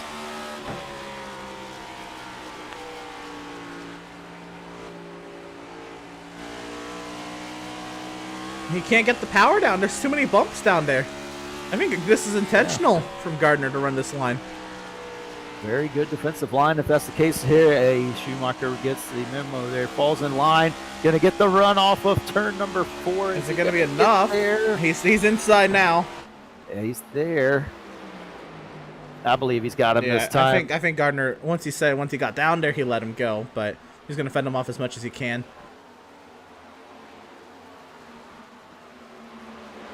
Yeah, that was a good battle there from Adam Gardner, but eventually the 82 is going to really he went out in that one. But man, he had to work for it. He definitely had to work for it. Now it's Andrew St. Cour's turn. Andrew St. Cour had that great run at Iowa a couple weeks ago. Not that these tracks perfectly translate, but there might be a little bit of resemblance. I guess. Oh my goodness, Adam Gardner way up the track. Well, he hit the wall. He got the wall there. You know, he mentioned that was a pretty awkward line into the corner. He bobbled off a 2, took a low line into the corner, and it shot up the track. I don't know if I doubt he intended to do that. I mean, I don't know what the state of his personal issue is, but I hope that didn't alter the way he had to take that corner there. Obviously, personal health comes first. This is, at the end of the day, just pixels. But that was a weird bobble off of 2, and then a weird line into the corner. He had plenty of time to come back up the track. So, intriguing. Seth Berger getting up into this, but here comes the race leader as well. Yeah, and I think that is, again, just a product maybe of the personal issues, the personal health issues he had. Maybe this is a rough track. It is very taxing. Oh, he bobbles again on the straightaway getting into the turn. Like Dover, a physical track. It's a very physical track. It could be just taking its toll now over the long run. But, I mean, there are quite a bit of cars out of the race. So he is going to get somewhat of a decent finish. As long as he can keep it under him here and keep moving, that car should get a decent finish on the day. Again, the leader's right behind him now. Stage 2 will conclude at the completion of lap 102. Gardner's going to pinch the leader down hard. He is fighting for that lucky dog. Or, I'm sorry, fighting for his lead lap, and I was going to be fighting for the lucky dog with Seth Berger. Yeah, he is, and man, he really managed Shelton. He tried. Not making it easy. I'm not sure Shelton liked that one too much, but yeah, when you have an 8-second lead, maybe that's not too bad. Nobody wrecks. You can move on. You got by him. Get on about your day. But man, he made it tough. Man, I bet there's a little bit of a grin there. Adam Gardner kind of pinching the pro driver down there. Must have been maybe anxious, maybe some anxiety there too. Adam Gardner now, the first car one down, having to fend off Seth Berger. As things start to tighten up here for fourth. Max Service heading Jonathan Jennings and Seth Fitzpatrick. They're all within 1 second of one another. Yep, they're all there right together, and Stutzman. This is kind of the closest four battle car. on the track. They're really spreading out now. 4-car battle for third. This is what this is becoming. Yeah, and Stutzman got away from Max quite a bit. Now he's falling back into Max. Max's car may be coming to him here at the end of the run. And, yeah, that could be a thing as we see the 11 car finally on pit road after that massive hit. And that's a lot of damage he's going to have to fix if he's going to get it. I will see here. Is he going to take the damage repair? It looks like he More is. than likely. Max Service now on Jeremiah Stutzman. Yeah, Max not able to get the run on that turn. He's going to have to really set it up. In this turn, he runs high into turn number 1. Here, turn number 2, dives it down low, tries to get the run off. Not going to be able to get there this time, but he can try that move again. And this turn runs a little bit higher to the back bumper now.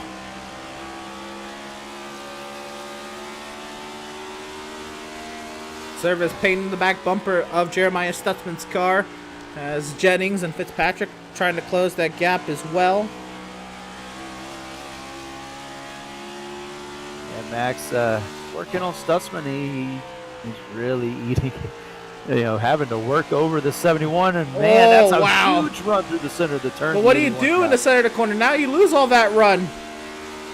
Oh my gosh, that was a huge run. I'm not sure what happened to Stutzman there, but the 81 right to the back bumper of the 71.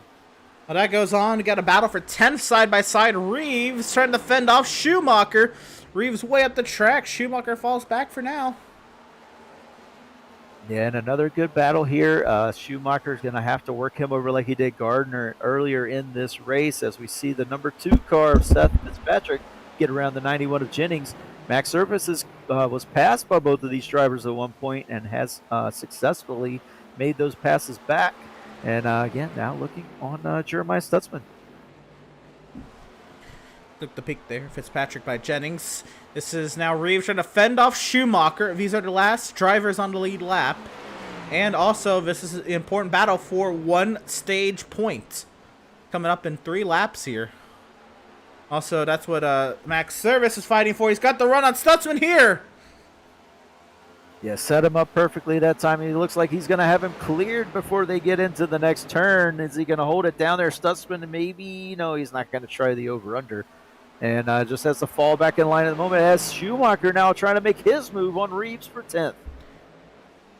Trying to get that bottom to settle there. Schumacher trying to clear by Reeves. He's ahead, but he's not clear. Reeves drives in hard around the outside. Very hard drive in from Reeves. He's able to maintain it. And Schumacher's loose. And maintaining the spot is Jacob Reeves, the leader. Is that the leader right behind these guys? Yes, Man, it is. This is getting interesting for Shelton. He's got another big battle to deal with as he's trying to lap into the top 10 now. And the battle for stage point. Schumacher is actually going to let Shelton go, which is effectively going to end his bid for stage points. Fitzpatrick to the back bumper of the 71. 1 lap to go in that battle for 4th. Nicholas Shelton now travels down the back straightaway into turns 3 and 4 for the final time in stage number 2. And Nicholas Shelton will win stage 2 here at Rockingham. And we got a battle. Here we go. Fitzpatrick by Stutzman. Hertzeg will finish 2nd. Service easily 3rd. Stutzman is very slow off the corner, so we get a drag race for 5th. Stutzman will get 5th behind Fitzpatrick, 4th ahead of Jennings, 6th Gilliard, Bothwell, Gianni, and Jacob Reeves, the top 10. And Reeves finally gotten passed by the leader. He is the first car lap down, but he is back under attack from Adrian Schumacher right on his tail bumper. And Stutzman's coming in right after the stage. And I think Stutzman used up his tires to try and get as much as he could at the beginning of the run. And he is called it quits now. He wants to get in, get fresh rubber, get fuel, and get back out there on the track. First one of our leaders to come down pit road. A little bit of a different strategy we see out of the 7. Normally he's the last one to pit. You know, there's some experimentation going on. That 71 parks it in the box. And there's the right side. Obviously, it should be 4 tires for easily everyone here. And Jacob Reeves pits. Yeah, So I think Jacob Reeves is pitting here to cover off Adrian Schumacher, trying to maybe jump him on an early pit. So this is Reeves trying to take the jump and maintain his top 10 once he comes back out and we cycle through. Also, Jonathan Jennings is in. Jennings down the pit lane. And Jacob Reeves missed his box by a mile. Had to reverse a lot. Put it back in the box. And that's not going to that's not going to do him any favors, you know, trying to hold on to 10th.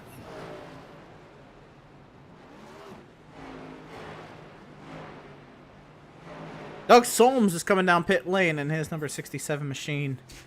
And looking for some front runners to come down. Everybody's still out there for the time being of the drivers on the lead lap. Jennings is down and away, a 16.08. His box time. Stutzman out there with a 15.3 and way out there. No tickets to the pit lane just yet. Gilliard was pretty slow at the center of the corner, but he continues on. Yeah, we'll have to see. I'll keep a check on the lap times here that these guys on fresh rubber are running compared to those who have not pit. We see Stutzman catching up to Hertzeg, who has been one of the class cars of the field today, even with damage on that 39 machine. But you can see the 71 just way faster on brand new rubber. Actually, he got kind of cut off there, had to go take the high line around the 39, but yeah, way faster on fresh tires right now, and I'm going to get the lap times once they come around. Here's a trio that has yet to pit. Service, Fitzpatrick. I'm sorry, Jennings has pitted. This is Jennings working his way by these drivers that he should then come out ahead of. Max is going to go ahead and chop Jennings off here up off the corner, make him work, use those tires a little bit. Jennings down to the inside. And clears by Max Service. That's not for position. But I wonder if that'll draw them down to pit lane this time by. Yeah, I wonder if that'll bring them in. They know that these guys are faster, and they're going to be losing time overall. But is it a matter of, let them burn their stuff up early? I will catch them in the long run. This has definitely become somewhat of a strategy race, Emerson. Certainly, you know what? Stutzman and Jennings are 2 drivers I know for sure that stayed out this entire race, I'm pretty sure. So that might have been the first stop for them, just with all the caution laps. I think that was just their first stop of the day. So now Adrian Schumacher is on the pit lane. Now we're getting to people who, a little bit of a blink there, people who now have already made that stop at that first yellow. So that's why everybody else is staying out that much longer. Yeah, I'm looking back through the lap times now. It does look like Jonathan Jennings quite a bit faster on fresh tires. He has the fastest lap now. Seth Fitzpatrick says the fastest lap, about half a second faster than the leader, Nick Shelton, who has been a class car of the field all day. So that just kind of gives you a mindset on what fresh rubber can do. About a half a second, and it seems like. The next drivers that should be coming in are these front runners: Gilliard, Max Service, Brad Bothwell. These drivers should be coming in. And then it's the next set of drivers who pitted under that last caution: Nick Shelton, Zoltan Hertzeg, Seth Fitzpatrick, Robert Gianni, Andrew St. Cour, and Seth Berger. Also Kevin Thompson. Gilliard into the box. So you wait.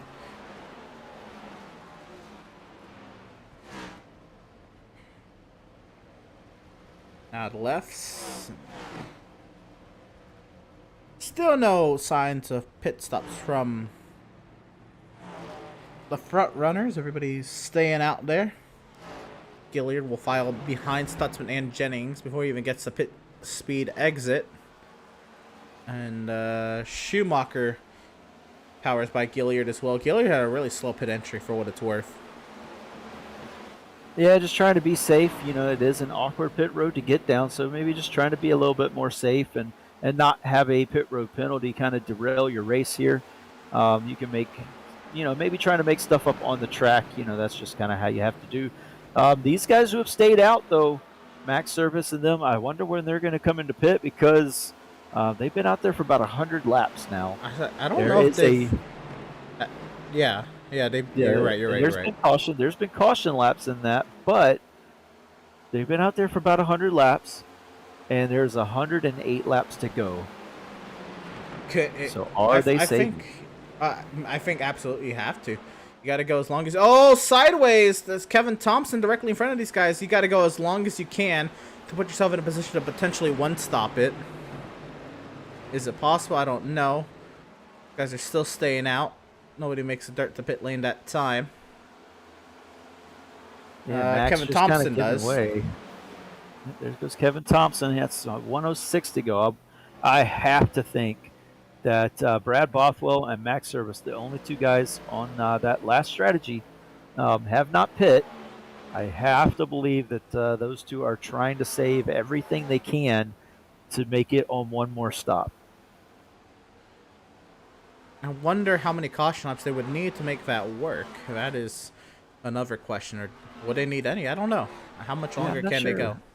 Because we did have, I think, about 4 or 5 caution laps. They're on lap 103 now. There is 105 to go. So maybe if they can make it to lap 100, then they should be okay to make it to the end. But, man, I think that's going to be somewhat of a stretch. But we'll have to see. They're still not coming down. Kevin Thompson has a really long box time. They get 2 sets of tires there. 41 seconds. I saw the right side jack up a couple times, maybe. Or maybe I'm seeing things. The 41 seconds in the box, that was not fun for Kevin Thompson. Jacob Reeves is... Oh, Reeves is stuck. And he's stuck in the inside wall. Put it in reverse. There we go. Okay. And I think that's just a single car incident, so no caution as of yet. He's off the track. Now getting back on the track, but he is out of the way. I believe that we are going to stay green, so no caution. Oh, boy. I think that would have helped out these guys, Max Service and all of them, but definitely Max Service because he's getting in danger of going a lap down now. But off the corner. Just a single car accident.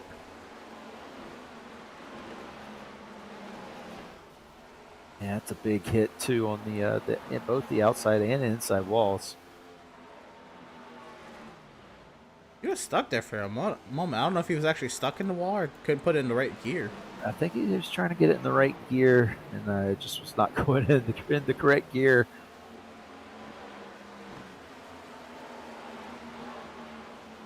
All right, so 107 laps on this, and I am hearing on the radio the 81 is pitting this time. Max Service, we should see come down, Fitzpatrick. And Fitzpatrick. Patrick was not, and Boff was coming in as well. Here we go. Yep. I believe this is the call. Can they make it to the end from here is the question. I'm not sure about the drivers who pitted a little bit earlier than them. I think these guys tried to stretch it as long as they could to make sure they could make it. And Fitzpatrick is one of those who was on a similar strategy to Shelton Hertzeg and all of those who pitted on the very last caution. So he's pitting early. Compared to those who pitted with him on the last caution. So maybe he knows that, hey, I can make it to the end from here. I'm going to go ahead and pit early and try and see what I can pick up. Sure, I think that's some validation that they can make it to the end. If somebody who didn't have to pit at that moment came down to pit. Probably some validation. But continue on. Nicholas Shelton still has yet to pit on this run. And actually, no. Jeremiah Stutzman then is the driver who is leading those who have pitted. I don't think he's gonna be able to make it on fuel, but I wonder what can he save, or how long can he go before a yellow potentially would have to come out to save him here. Yeah, we do call him master of kind of the long run, the saving, the awkward, strategy calls is the 71 car, and sometimes it works, sometimes it doesn't. But man, what that would be if he made a really good call here. But with the pace that Max Service is setting right now, I don't know if he's going to stay too far in front of those who pitted behind him. He is just a little bit down the road from Max Service and those who have just pitted. So drivers who have still yet to pit on this pit cycle: Nicholas Shelton, Zoltan Hertzeg, Robert Gianni, Andrew St. Cour, and Seth Berger. Everybody else has pitted on this cycle of pit stops in some way, shape, or form. And here comes the 34 of Robert Gianni. And Gianni, the second one of those who was on the third strategy, I guess you could call it. The ones who pitted on the last caution. We saw Fitzpatrick come down, was part of that, and now we see Gianni as the second driver of those who pitted under that caution to come down.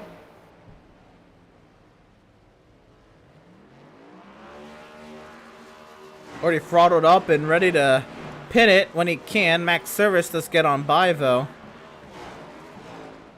Down and away is the 31 of Gianni. And this shows the speed of the brand new tires on those out laps. You can really set down some fast times. Is Shelton coming in? No, I think that's just how he has to take the corner. I heard him on him now. I heard him off the throttle into turn 3, and I thought, oh, I guess he's working down pit lane. But no, that was how old the tires are. Bothwell's back into pit lane. I wonder why Bothwell's back. He pitted. There's some left side damage. Look at that. Ooh. Oh no! I wonder if the brand new tires caught him out, trying to get the air pressures up. What a heartbreak there for the 31 car. Faster position, Seth Berger on Andrew St. Cour. They still have yet to pit. And Seth Berger, the first car, 1 lap down. And he puts himself in the lucky dog position should there be a caution. There are only, at the moment, 2 cars on the lead lap. That is Nicholas Shelton and Zoltan Hertzeg. Everybody else at least 1 lap down. But we are in the middle of pit cycle, and the leader is in. Yep, there we go. So they are one of the few that haven't pitted. Here's the leader. I fully expect to see Zoltan Hertzeg come in very soon as well.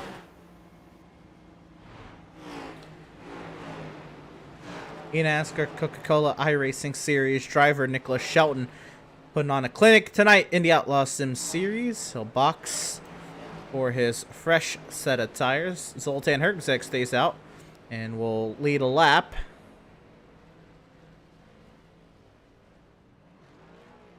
And Zoltan Hertzeg is coming down to pit lane. Seth Berger and Andrew St. Cour doing the same. And this will complete pit cycle right here. So I'm pretty sure that Zoltan is going to keep his lead. He had such a monstrous lead built up. I do not believe that he will sacrifice that lead with that pit stop. We'll just have to see where everybody else will come out behind him. And Nicholas Shelton has already regained that lead from Zoltan Hertzeg. Seth down and away. Andrew St. Cour down and away as well. Zoltan Hertzeg down and away, racing St. Cour on pit exit. Not for position, just racing on pit exit. A bobble there off the pit lane. You don't want to put those right sides over that yellow line. That will be a penalty. Yeah, I think he was just trying to be careful there. A little bit of a cut back to the left to keep it off that line, and looks like he's going to be all right. As we focus back on Nick Shelton, back to the point after the pit cycle, Jeremiah Stutzman comes out in the second place position. John Jennings in third. Zoltan Herzog is going to settle in fourth after his pit stop. Seth Fitzpatrick and Matt Service to follow. Nicholas Shelton so far saying he's led 105 laps, and hefty amount of laps led. Tonight, he's on track for his first Outlaws Sim Series victory and what would be his third Outlaws Sim Series start. Nicholas Shelton now catching up to Adrian Schumacher to put him one lap down. Schumacher holds that 8th position. Robert Gianni has just passed Adam Gardner for the 9th position. Yeah, Adam Gardner, one of the first ones there to come down pit road. So he's going to start having these guys on fresher tires than him start to catch him and start to pass him as we see Max Service working on Seth Fitzpatrick now down to the inside. They're on the same tires. This is the same strategy. This is the same strategy here, racing to the end. And he completes the pass off of 4. Max Service up on position into the top 5. Max Service clears by Seth Fitzpatrick for that 5th position. Take a look at Jeremiah Stutzman, who's been out here. He's been trying. I absolutely know. He's been trying to get his laps led today, to no avail. Jeremiah Stutzman, he's been hanging out in the top 10 most of the day. Up in 2nd now. It's his highest position he's ran so far. And more than likely cannot make it to the end of the race on fuel.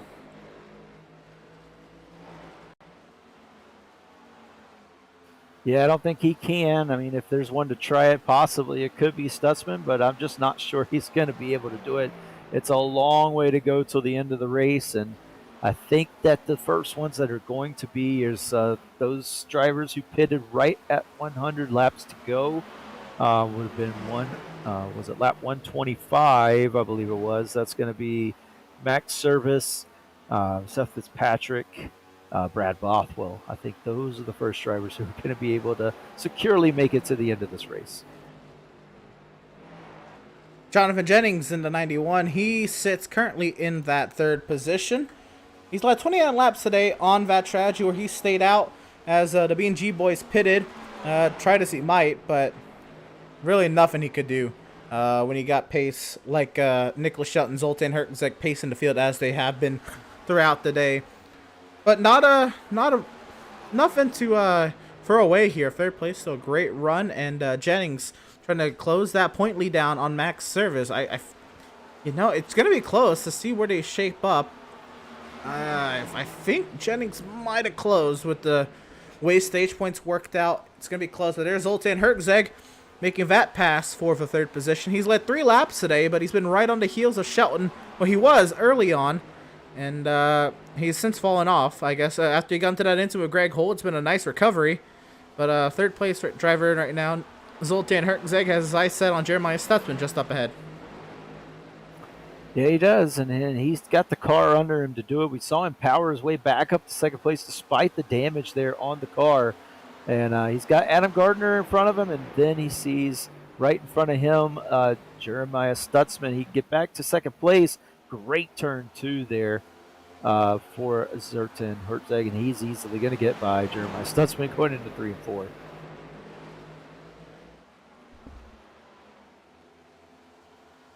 Fifth place driver Max Service, he's led 1 lap today is what scoring will tell us, and that was that 1 lap before he was overtaken by Nicholas Shelton. He fought hard for that 1 lap, had to get through the 91 of Jonathan Jennings, but he did so. Max Service, the first driver, 1 lap down, by the way. That is huge. Shelton's already been through Max Service, and he's not too far away from Jennings, Stutzman, and Herzog. That Shelton putting on a claim, but Max Service, he came into tonight's race with a lot of pride, a lot of hope for a great run tonight. And not that 5th is a bad run, but I think he was expecting a little bit more. Yeah, possibly expecting a little bit more. Looks like their setup just was not what it wanted to be on at the beginning of the race when the track was very cool. Right now, the track warming up about 101 is the track temperature now, and it seems like this setup is really coming in when the track's warming up. That car seemed to be a little bit tight at the beginning of the race. Seems to have loosened up more to how Max wants to drive it now here later in this race. Sixth place driver Seth Fitzpatrick directly behind. He was up there. Driver who's been all over the top 5. It says he's been as low as 19th. I'd imagine that was more of a pit stops doing their thing. But right now in the 6th position, he started 4th. He's been as high as 2nd. Fitzpatrick, a little bit of right rear damage. Other than that, he has been pretty clean. He's kept himself, again, up here and alive. Duking it out with some of these front runners. He's traded positions with Service and Jennings. And Gilliard, for that matter. And just trying to see where Fitzpatrick can bring it home. A very fast driver who's, since last season, has been putting together some amazing top 5 runs and somehow still has yet to win a race in the Outlaws Sim Series. Yeah, it's crazy to believe that right now, but man, what a fast car he's had. So, you know, it is crazy to believe, but yeah, good run here for Seth Fitzpatrick. He is right on the back. He has not let Max Service escape. Max Service got by him, but he's not let Max get away. And possibly looking to put another move on Max before the end of the race if he can stay with him. Max is, again, trying to track down Jeremiah Stutzman, although I don't know if he should really try super hard because Jeremiah Stutzman, I do believe, will have to bid again. We'll have to see as we get later on. But these guys about a turn away from Jeremiah Stutzman at this point, just a little more than, a little less than half a lap, and they are gaining quite rapidly.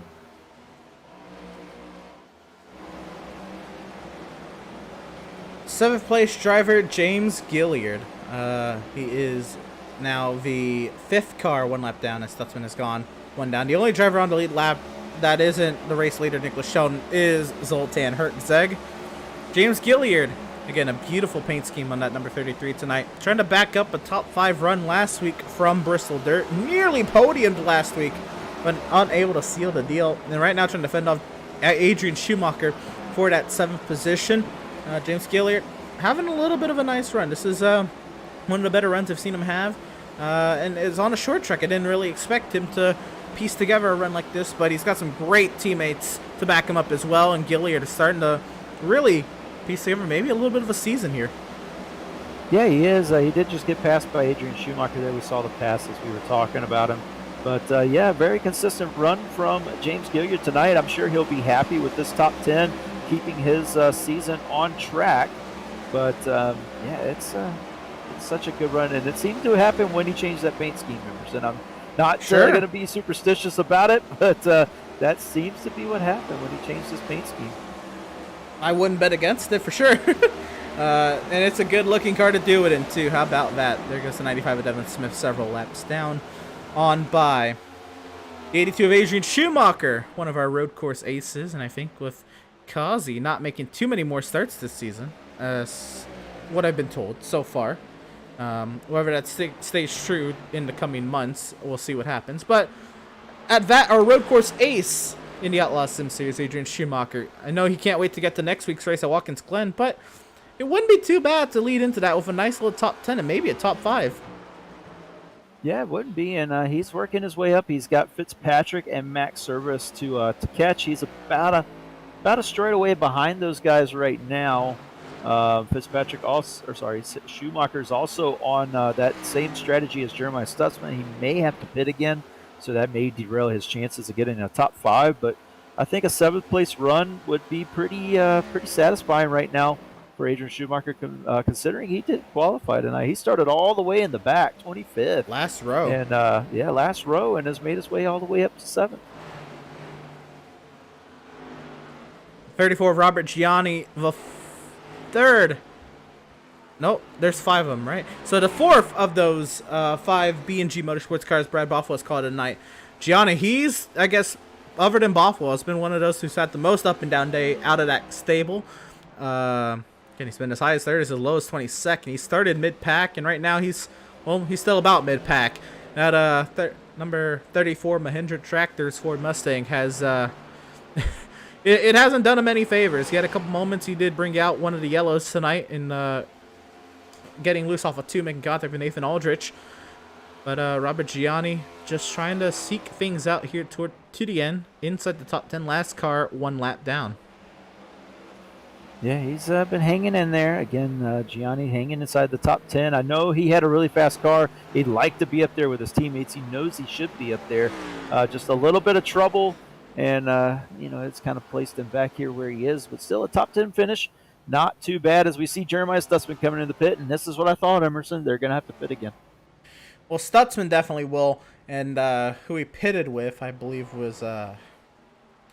Schumacher, James Gilliard, Jeremiah Stutzman, and Jonathan Jennings.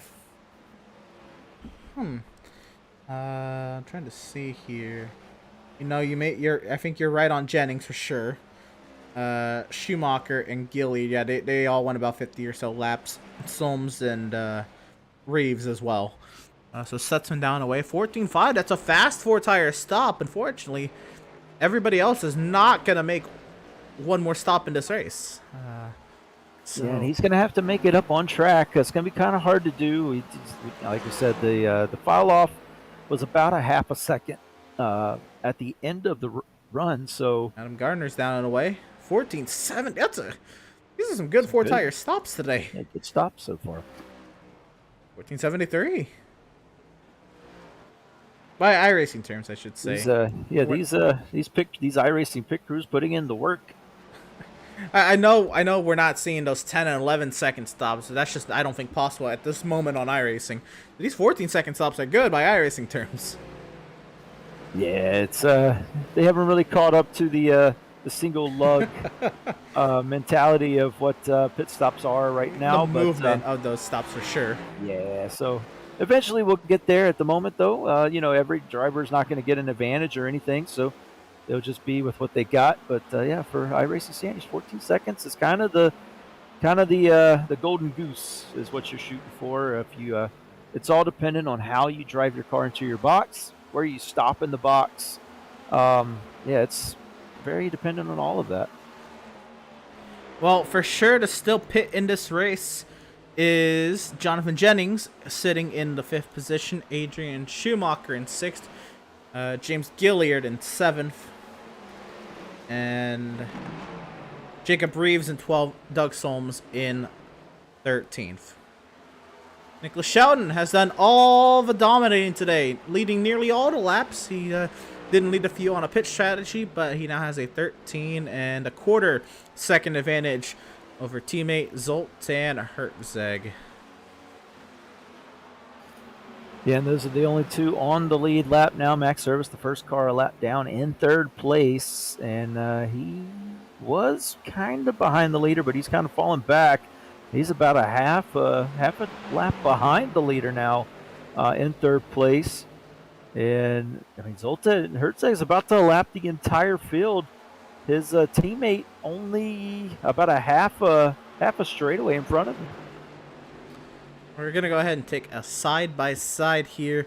Don't you go anywhere, actually? Well, we're not going to go anywhere ever. We're just going to take a quick break off of the mic, but we are still going to be bringing you coverage live from Rockingham, North Carolina. Oh, no, before that, we have a pit stop to cover. James Gilliard's on the pit lane. Yep, one of those drivers that had to come in and pit. He pitted on the same cycle as Jeremiah Stutzman, so he was going to have to come down again. Sorry. Mic trouble there. Also, again, just to point out, Jonathan Jennings, Adrian Schumacher, also both on the same strategy. Right side for Gilliard. Trying to see where he's going to end up here. Stutzman's gone on by. I wouldn't put a top 10 out of reach for the 33 car, but it's not going to be easy. It's gonna, at the moment, I think it's gonna file out in the 11th position. As you also still have to factor in Jennings and Schumacher have to pit, so it's gonna be a battle for that top 10, I'd say. Yeah, it will be. We'll have to see once those other drivers pit where they come out, where it puts them, and then who, of course, can maintain their tire wear and battle to the end. Here we are, kind of approaching about 50 laps to go this next time by for the leader. And yeah, it's starting to get down to crunch time for these guys trying to make positions, but I mean they can only make positions to where they are in the lap counter. Again, only 2 drivers are on the lead lap. Nicholas Shelton and Zoltan Herzig. Every other driver is a lap down or more. Now we're going to go ahead and try it here. Nicholas Shelton, a 19.5-second advantage around the field. Don't you go anywhere. Side-by-side action. Pit Stop TV. We'll be back.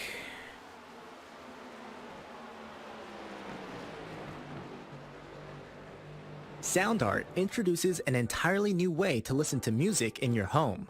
By combining the best of 2 products, a revolutionary high-fidelity, low-profile Bluetooth wireless speaker with beautiful artwork. Select from a library of artwork or upload your own photos to personalize your experience. Sound Art ushers in an era of invisible, beautiful, and amazing sound throughout your home and redefines your entire entertainment system. The need to reclaim your floor space and rid your home of unsightly speaker boxes that need to be bolted to the wall is now a thing of the past. Our canvas is printed on high-quality permalite by Breathing Color. And select from our gallery or upload your own. Standard sizes include 16 by 20 and 18 by 24 canvas wrapped. Custom sizing is available, as well as surround sound options.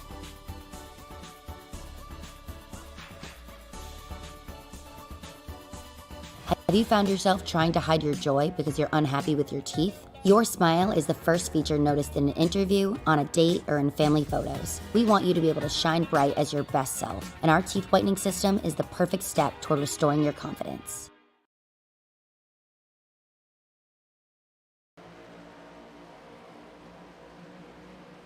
Welcome back to the virtual Rockingham Speedway here in Rockingham, North Carolina. The 1 mile bumpy oval, D-shaped, kinda oval, I don't know, rock-shaped oval. How about that? Nicholas Shelton is out here. He only has one other car in the lead lap of him. It's teammate Zoltan Herzig, 20.2 seconds behind. And at that, I think even a medium-sized mistake, whatever you say a medium-sized mistake is, couldn't take this one away from Shelton. If he loops it and doesn't hit a wall, I think he's all right.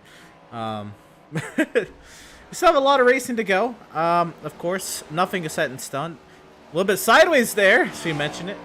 But Nicholas Shelton, he is truly on pace for his first Outlaws Sim Series victory. And does not have to pit again in this race. Nobody else in this race has to pit other than Jonathan Jennings, Adrian Schumacher, and Jacob Reeves.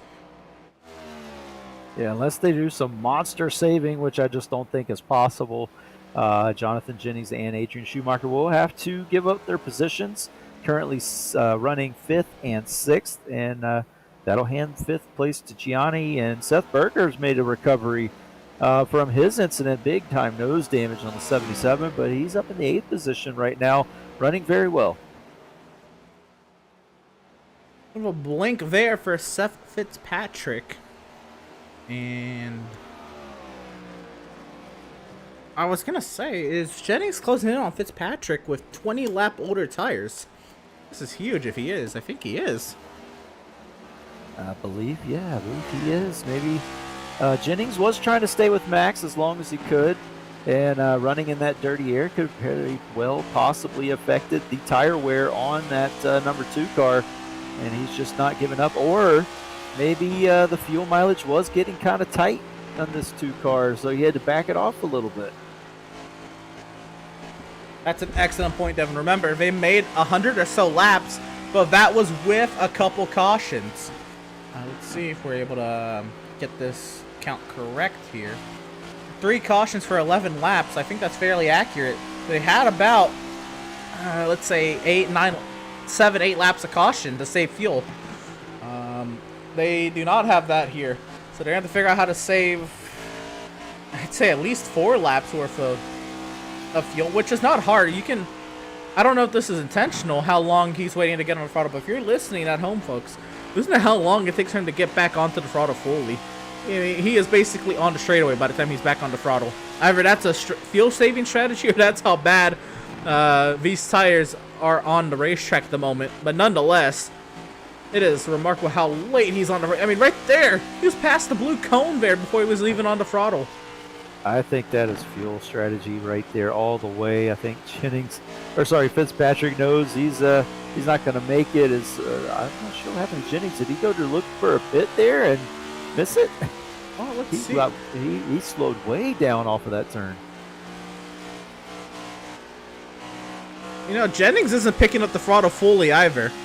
There, so I'm trying to save. I don't know if he's trying to save again or that's how difficult this track is. You know what? Let's go on board with the race leader. Let's see what he's doing. Yeah, he's on the throttle.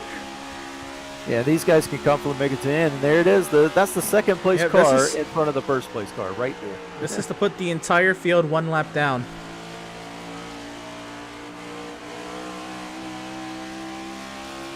I'm trying to think of a time. I'm pretty sure it has happened in real life NASCAR where a driver has put the entire field a lap down. The only one that's coming to mind was the 1996 Coca-Cola 600. I believe Dale Jarrett put all but second place a lap down. Second place was Dale Earnhardt Sr. in that race. As we see, he's fighting him. He's fighting him, Emerson. I think he has no choice. He's the second place driver going a lap down. That's such a weird position to be in. But he is cleared, and I can't believe it. That is... look at timing and scoring there on the left side of your screen, folks. One lap all the way down. No more second counters. No more second counters. That is nutty. There's still 33 laps to go. That time by the start finish line. Yep, there it is. 33 laps to go. And the entire field is one lap down.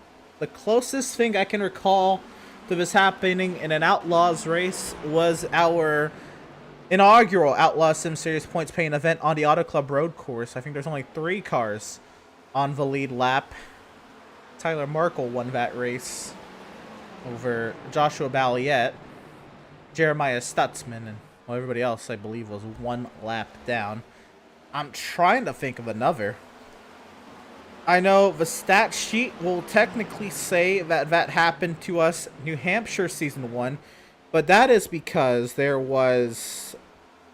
the race ended under caution, and we had to edit scoring manually, and I know Sim Racer Hub will say everybody finished one lap down besides race winner Andrew Pratt, but that's not necessarily the case. Other than that, I'm thinking Auto Club Road Course Season 1 is the only race I can think where that's happened. Here's Stutzman, earned by service, not for position. Yeah, Stutzman is gonna fresh tires on the 71 car. He gets back by, but yeah, that is not for position. He's got to come around again and pass him again. So this is the bed that was dug by those drivers who pitted there, and these drivers who were trying to make it to the end. Max Service and Jonathan Jennings, Seth Fitzpatrick, the first ones that were on that strategy to try and make it to the end.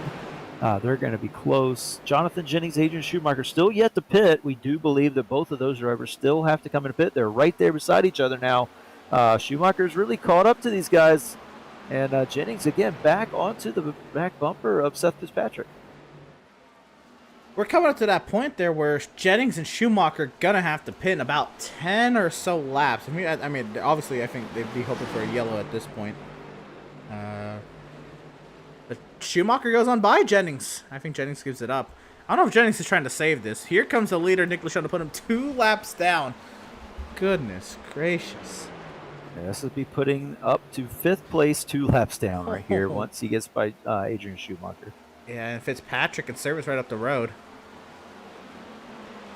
And that is huge. Absolutely nutty. I'm currently looking back to see if we've had a similar result sheet. No, we've never had anybody lap the entire field. I'm trying to see what the least amount of cars on the lead lap has been in Outlaws history. I'm gonna imagine it's a road course or an intermediate track that went green all the way to the from green to checkered. That'd probably be our best guess, but do not see it. Somebody has blown an engine, and Brad Boffell's car staying on the pit lane has blown an engine. Jacob Reeves is on the pit lane. And Jacob Reeves' part, he was part of position. Oh, Yep. Stop. Oh, there we go. Okay. Yeah, he was part of that crew that needs to pit still. Jonathan Jennings, Adrian Schumacher, Jacob Reeves, and I believe, what was it? Jeremiah Stutzman and James Gilliard were all part of that crew that had to pit. So Reeves comes in to get his stop. A rough night for the 22. He was running decently well, and then spun himself on new tires and caught both the outside and inside walls. Single car incident. No caution came out. Because of that, he was off the race line as well. But you can see the damage on that car. But he was having a good night up until that point. This battle for fourth. Adrian Schumacher on Seth Fitzpatrick. Look at this run. Huge run. Yeah, and I think Fitzpatrick is That saving has a to be little saving bit. because Schumacher's on 90 lap old tires. Yeah, No way he that just powered by like he's on fresh tires without save. Oh, a little bit of a blink there from Schumacher as well. Yep, and I think that's all saving fuel, making sure you're going to make it to the end. I think Schumacher's realized he can't save it. He's just going for it to get as much as he can, try and put as much distance as he can in between himself and other drivers. Absolutely. And it may be just a splash and go for the 82. He probably doesn't care about tires at this point. Maybe a splash and go just to get him to the end. I wonder how close it will be. Max Service is about to get lapped by race leader Nick Lachelle. Look at that. He is 19 seconds back of Zoltan Hertzeg. So Max Service is almost going to be put a lap down by second place, and he's the third place driver. Wow. That's all I can say is wow. This is crazy. But, I mean, we have to give props to Nicholas Sheldon. He is a pro driver, and he's proving why he's a pro driver. He's a pro driver for a reason. For a reason. And Jennings is in. Here we go. What we've been waiting for. We'll get back to showering Nicholas Shelton and compliments in a second. Jennings is in. This is the stop for Jennings, and he's taking tires. At least 2 rights. And 4 tires for Jonathan Jennings.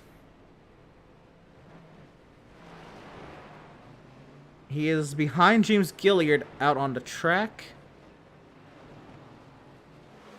And he will come out ahead of Adam Gardner. So it's 11 for the moment for Jonathan Jennings. I'd imagine Schumacher's got to be close. Yeah, he's got to be real close. Looking at scoring, he says 95 laps on this run. All green flag, and there he comes. Yep. Adrian Schumacher's in. Is he going to do the splash and go like you said? It's 17 laps to go for Adrian Schumacher. Is that enough to go out there back on those old tires? What is the state of his tires? That's another question we'd like to know. Down in the box. I don't see any. Yep, splash and go. 6 seconds. Splash and go. Will he be able to keep ahead of James Gilliard? That's who's going to be racing. He will get passed by Gilliard. And he will have a large margin over Jennings. Will be enough for Jennings on his fresh tires. Yeah, we're watching that because this will be for the 10th position. Absolutely. So this is for a top 10.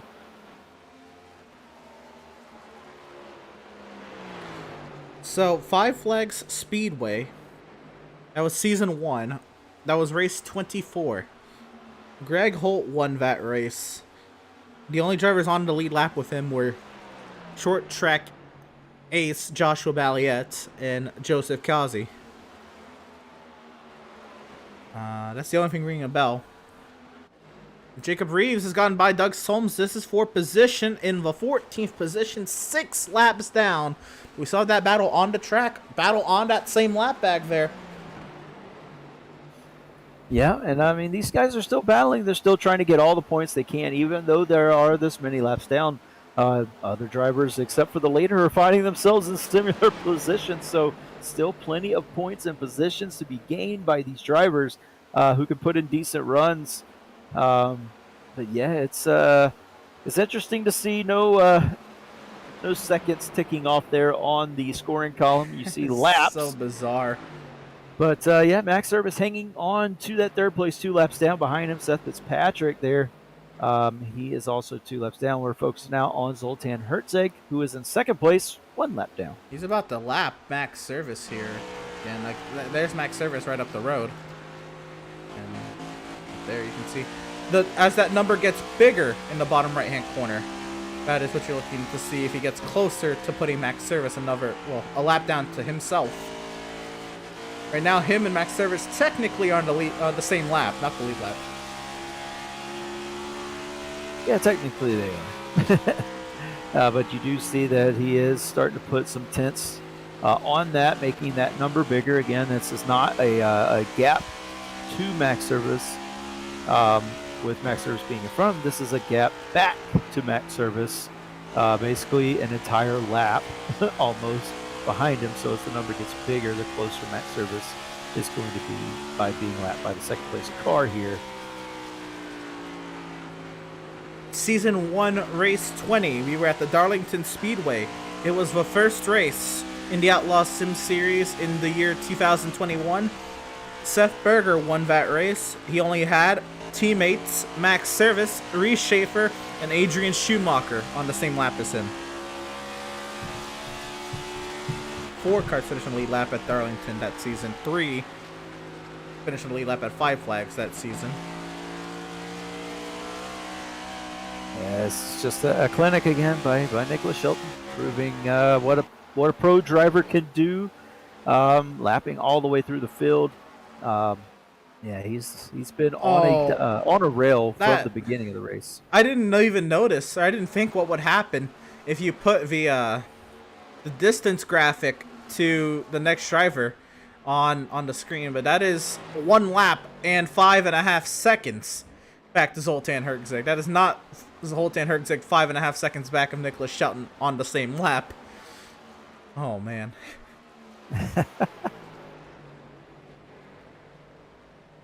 Nicholas Shelton, absolutely. This is his 3rd Outlaw Sim Series start. And, you know, he started at a couple weird tracks, you know, for a pro driver to, you know, kind of, you know, set their foot down and say, I am the pro driver here. Because, I mean, Talladega, he got caught up in some bad luck. He was drafting really well with Zoltan Herzeg. And Shelton went around a couple times off the nose of Zoltan Herzeg. The other track was Bristol Dirt, which was kind of an anomaly because the NASCAR Coca-Cola iRacing Series drivers never raced Bristol Dirt, never raced dirt at the professional level before this season in the NASCAR Coca-Cola iRacing Series. Bristol Dirt was the first time this year in NASCAR that they ran on dirt. Adrian Schumacher just got passed, and sideways is Schumacher! Whoa. Schumacher just got passed by Jennings for 10th, and that settles that battle. Yeah, so the splash and go not working out as we have 5 laps to go. For our leader. And a potential battle for 5th brewing. Yeah, battle for 5th. Gianni being caught by Seth Berger with the damaged car. Both of them damaged cars, let's be fair. Both of them damaged cars. We'll be fair here. But Berger really putting the pressure on here at the end of the run. Again, the Swift Racing guys really seem to come on at the end of these tire runs. Those cars seem to be hooked up for the long run. And to the inside for the 5th position, Seth Berger is cleared. And they are 2 laps down off of Nicholas Shelton as Berger clears into the 5th position. 3 laps to go for Nicholas Shelton. Another example I found, only 4 drivers on the lead lap at Montreal back in Season 1. I don't think we're going to find too many more besides that. Yeah, I don't know if we're going to find too many more. Definitely nothing like this, as we are 2 laps to go now for our leader. Nicholas Shelton, what a day it's been. 190 laps led. If everything goes according to plan, should be 192, nearly 200 on a absolutely dominant night. Off the final corner and across the stripe, 1 lap to go. Presented by Whiplash Sim Cams. www.pitstoptv.com for your Whiplash Media Sim Cams. Yeah, the most dominating performance we've seen here in the Outlaws Sim Series, Emerson, is Nick Shelton, rounds 3 and 4. For the first time in the Outlaws Sim Series, Nicholas Shelton is a race winner. And he'll dominate his way to 1 at the Rock. Every other driver finishing a lap down or more. Zoltan Herzeg 1 lap down. Max Surface 2 laps down. Fitzpatrick 2 laps down. And Seth Berger will bring it home in 5th, 2 laps down. And he will not even give us a show. Wow. Trying to see. He's not even in the Discord as far as I know. We'll see if we can get him to join us up here for an interview here in a moment. But Nicholas Shelton, the race winner from Rockingham. And absolutely bizarre race. Only 3 cautions tonight, which I think that is perfect. That is a typical Outlaw Sim Series race. But at that, a dominant performance. Let's go through the results real quick. We'll give him some time. Nicholas Shelton, the race win. And a lap and change over Zoltan Herzeg. 2 laps back is 3rd place finisher Max Service, along with 4th place finisher Seth Fitzpatrick, 5th place Seth Berger, 6th place Robert Gianni, 7th place Jeremiah Stutzman. 3 laps down, you'll find the 33 of James Gilliard, the 91 of Jonathan Jennings, and the 12 of Andrew St. Cour will be scraping his way into the top 10. Yeah, and then after Andrew St. Cour, you'll see Adrian Schumacher 3 laps down in 11th. Adam Gardner, he was talking about trying to get a top 15. He comes on in 12th, 4 laps down, able to get a good finish there. Jacob Reeves comes on in 13th, 6 laps down. Doug Solms, 14th, 6 laps down. And Kevin Thompson in 15th, 6 laps down as well. The rest of these drivers started to find some incidents later in the race and earlier in the race as well. Devin Smith, 18 laps down in 16th. Brad Bothwell called it quits. 96 laps down in 17th. Derek McMurtry, 98 laps down in 18th. Scott Bailey, 111 laps down in 19th. And Nathan Aldrich, 170 laps down in 20th. Final few drivers tonight. Greg Holt places 21st. 172 laps down, continuing what has been a dismal season for the 3. The 96 Matt Rogers finishes 22nd, 190 laps down. Garrett Velsey places 23rd, 201 laps down. John Nicky, 24th, 211 laps down. Andrew Schroeder finishes 25th, 226 laps. Actually, he never took the green, Andrew Schroeder or Kevin Powell. They scored 25th and 26th. And I don't see Nicholas Shelton or Zoltan Herzeg. We don't have a race winners interview lined up. We're going to get you some interviews. Don't you worry. We'll be right back here at Pit Stop TV. Don't you go anywhere. Have you found yourself trying to hide your joy because you're unhappy with your teeth? Your smile is the first feature noticed in an interview, on a date, or in family photos. We want you to be able to shine bright as your best self, and our teeth whitening system is the perfect step toward restoring your confidence. Sound Art introduces an entirely new way to listen to music in your home. By combining the best of 2 products, a revolutionary high-fidelity, low-profile Bluetooth wireless speaker with beautiful artwork. Select from a library of artwork or upload your own photos to personalize your experience. Sound Art ushers in an era of invisible, beautiful, and amazing sound throughout your home and redefines your entire entertainment system. The need to reclaim your floor space and rid your home of unsightly speaker boxes that need to be bolted to the wall is now a thing of the past. Our canvas is printed on high-quality permalite by Breathing Color. And select from our gallery or upload your own. Standard sizes include 16 by 20 and 18 by 24 canvas wrapped. Custom sizing is available, as well as surround sound options.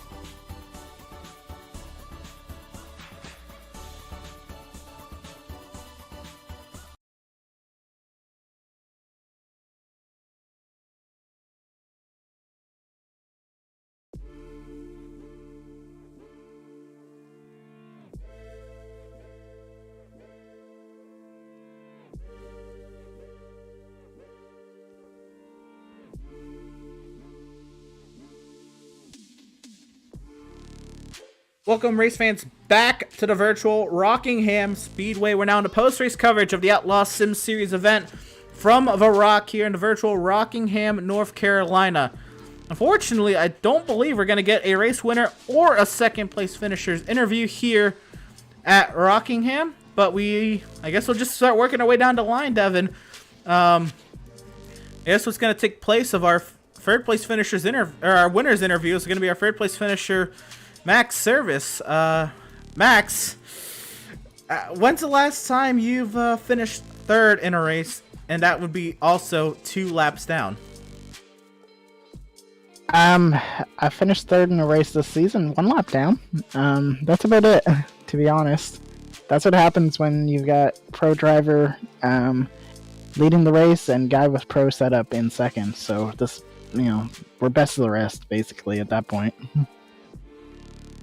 Coming into tonight's race, you only had a 6-point advantage over Jonathan Jennings. While it was very close in the stages, you will edge him out about 6 spots here at the end of the race. That kind of helps yourself heading into Watkins Glen. I know road courses aren't kind of your strong suit, but how do you feel about yourself opening up that point advantage heading into Watkins Glen? It feels good to open it up. I mean, I love Rockingham. I wish we could have won, but, I mean, there was no beating them. But going to Watkins Glen, don't want to go, quite honestly. I don't like road courses, and this car kind of sucks at road courses, to be honest. Especially with open setups. But, it is what it is. We'll go there and see if we can protect this point lead a little bit longer. I'd like to keep it as long as I can, but I don't know how much longer I can hold on to it. We shall see what happens as you head to the high-speed course up in Watkins Glen, New York. And you know what, Max? We're going to open up that little back area that these stock cars aren't really privy to. I think they call it the boot. We'll add 4 more corners to the course. How are you feeling about the new layout? I actually like the boot. I like a lot of the corners in there. I do enjoy it. Now next week I'm going to say I hate it, but it's better than the actual Watkins Glen track. I like it better. Those corners flow very nicely. Right on. Well, third place finisher Max Serther, first interview of the night. We didn't get time with Shona Hertzeg. I appreciate your time, Max. Congratulations on the podium, the 1 lap lead. I know that's a hard fought lap lead at that, and best luck to you next week at Watkins Glen.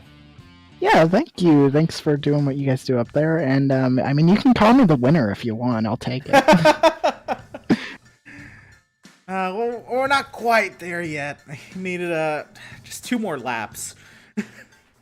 Yeah, really. And then probably and then another lap, because he was close. Oh goodness. All right, Max. Congratulations on the podium. Best luck to you at Watkins Glen. Yeah, thank you. Well, that was third place finisher Max Service. We're gonna get 4th place finisher up here, Seth Fitzpatrick. Devin. Yeah, and the first of the Seth finishers, Seth Fitzpatrick, coming home in 4th place, bringing that Hooters number 2 car home in the top 5. 4th place, 2 laps down. We don't have to say that too. We don't get to say that too often, Seth. No, not too often. I didn't expect that by any means. I thought we was going to come at, well, I mean, I guess we did still finish pretty well, but I didn't expect to go 2 laps down to the leader. Yeah, it's kind of bizarre. We mentioned it during the broadcast tonight. Just kind of a bizarre happening there. Pretty much the entire field was lapped all the way to 2nd place was a lap down. So you don't see that very often, if at all. But man, you still had a decent car out there. Gave Max Service a good run for his money for that third place position. You guys kind of made a interesting strategy call at the end, trying to make it on fuel. Just how much fuel did you have to save in that second run, and did you have to save any in the final run as well? No, I didn't really save any in the second run, but I was saving a bit on the last one. If I wasn't 2 laps down, I probably would have ran out.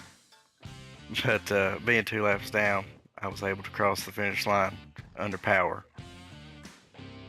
Yeah, just about how many laps do you think these cars could have ran? We were guesstimating about 102, maybe under green flag conditions. Did that sound about right? Yeah, I'd say anywhere probably between 100 to 105, somewhere around that area, it could be done. Yeah, it was an interesting strategy call, and we appreciate it. It gave us something to talk about here in the booth with you and Max pulling that string and that rabbit out of the hat to get third and fourth. Worked out very well for you. Talk about the bumps here. We always talk about the bumps at Rockingham. We saw it catch a couple guys out. The car's just not cooperating off of turn number 2. That Thunder Alley kind of living up to its name. How did you think the car was faring, specifically your car, off of turn number 2 there and through the bumps? Oh, it wasn't good at all. It wasn't bad to start the race, but when the race progressed and the track got hotter, it just kept getting worse and worse and worse. And a few pit adjustments that I made helped a little bit, but not enough to go up there and really race with Max. But yeah, their bumps off 2 were horrible, rough. Yeah, we always hear that here at Rockingham. But hey, you pulled out a top 5, another good finish for you, continuing your push for some improved playoff standings. We are starting to get further along in the season here. We're in race number, this is race number 10, so starting to click them down and get closer and closer to this playoffs. So when do you start to shift your focus to the playoffs, if at all? Well, they're always in the back of your mind, but just going to keep on trying to have good runs and stuff, and hopefully not finish 2 laps down next week. And yeah, just keep focusing on good runs and staying out of trouble, and hopefully our time will come. Yeah, I hope so. There's been a lot of speed in that 2 car this season. We hope to see you get it done. I'm hoping to be talking to you further along. We're going to go ahead and let you get back down and celebrate this top 5 in the way that you do. But we appreciate you talking with us, and we'll catch you next week at Watkins Glen. All right, man. Y'all take care. And that was 4th place finisher Seth Fitzpatrick. And so just keep moving on down the line. We'll bring up 5th place finisher Seth Berger. Max called y'all the best of the rest. I guess 3rd out of the best of the rest, Seth. But 5th place, 2 laps down. I don't know. How do you feel about that run? That car's destroyed, so I guess a top 5 in it is not too shabby at all. Yeah, I mean, considering being wrecked, yeah, a 5th place does feel like a win, but that's still 2 laps down, so nothing to really be proud of. But I guess when you're racing a Pro Series driver with a pro setup, that stuff's gonna happen. Well, it was a wild race at that. There was kind of a whole bunch of different strategies. I'm going to call it as more of like an F1 midfield. Max on back. But a whole lot of different strategies going on through there. I know you were kind of in your own world. You did kind of get around Gianni there. So when did you kind of know you kind of had that speed to get around that 34, chase him down, and ultimately make that pass? I kind of saw it at the last, I don't remember exactly what lap it was, but maybe like 10, 15 laps to go, I noticed I was actually closing in on him. And then I was like, okay, well, let's try to get a top 5, because that'd be pretty cool to see after getting wrecked. So, yeah, I didn't notice until pretty close to the end there. And I'd say after the round of green flag pit stops, I realized I might be able to get a decent finish, just because a lot of people pitted earlier. than what the fuel window is going to be. So, yeah, I went from I think 20th after being wrecked to 5th. That's pretty good at Rockingham, a place that's very tough to pass. A very tough track indeed. I will say, it looked like this NextGen car allowed so much more passing today. From what you could tell, especially having to work your way through the field, how was it when you were trying to make those passes? You were just trying to not wreck it, man. I mean, coming out of turn 2 is like, oh my gosh. I mean, just being single file in turn 2 was sketchy. I feel like most of the passes you were trying to make were in 3 and 4, but yeah, man, you just try to hook that thing on the bottom or try to get the run on the high side. But yeah, it was sketchy to pass, and I think that also did cause for a lot of more passing because the dude you're side by side with is also going to have a hard time running the track.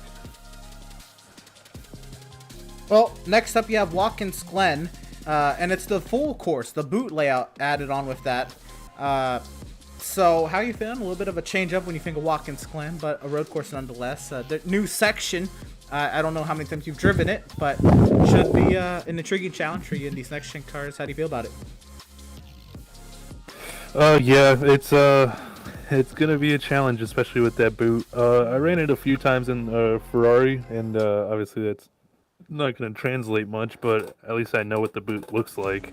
And I think I've gotten a little bit better at road course racing lately, but with open setups, we're going to have to see what happens next week. But I'd just like to shout out Burger Nation for tuning in tonight. That was a long race, and yeah, thank you guys, and go check out Burgers. Right on. 5th place finisher, Seth Berger, brings it from being in that big wreck on the back straightaway to that 5th place finish. Congratulations on that top 5, Seth. Best luck to you next week at the road course. All right, thank you. Next up, down the line, the next driver available to talk to us is going to be, Gilly kind of declined our interview, but we did get Stutzman, Devin. So 7th place finisher Jeremiah Stutzman to kind of wrap up our interviews here. Yeah, so we'll bring up the 71 of Jeremiah Stutzman. He comes in, having to head pit late in that run, but able to recover back to 7th.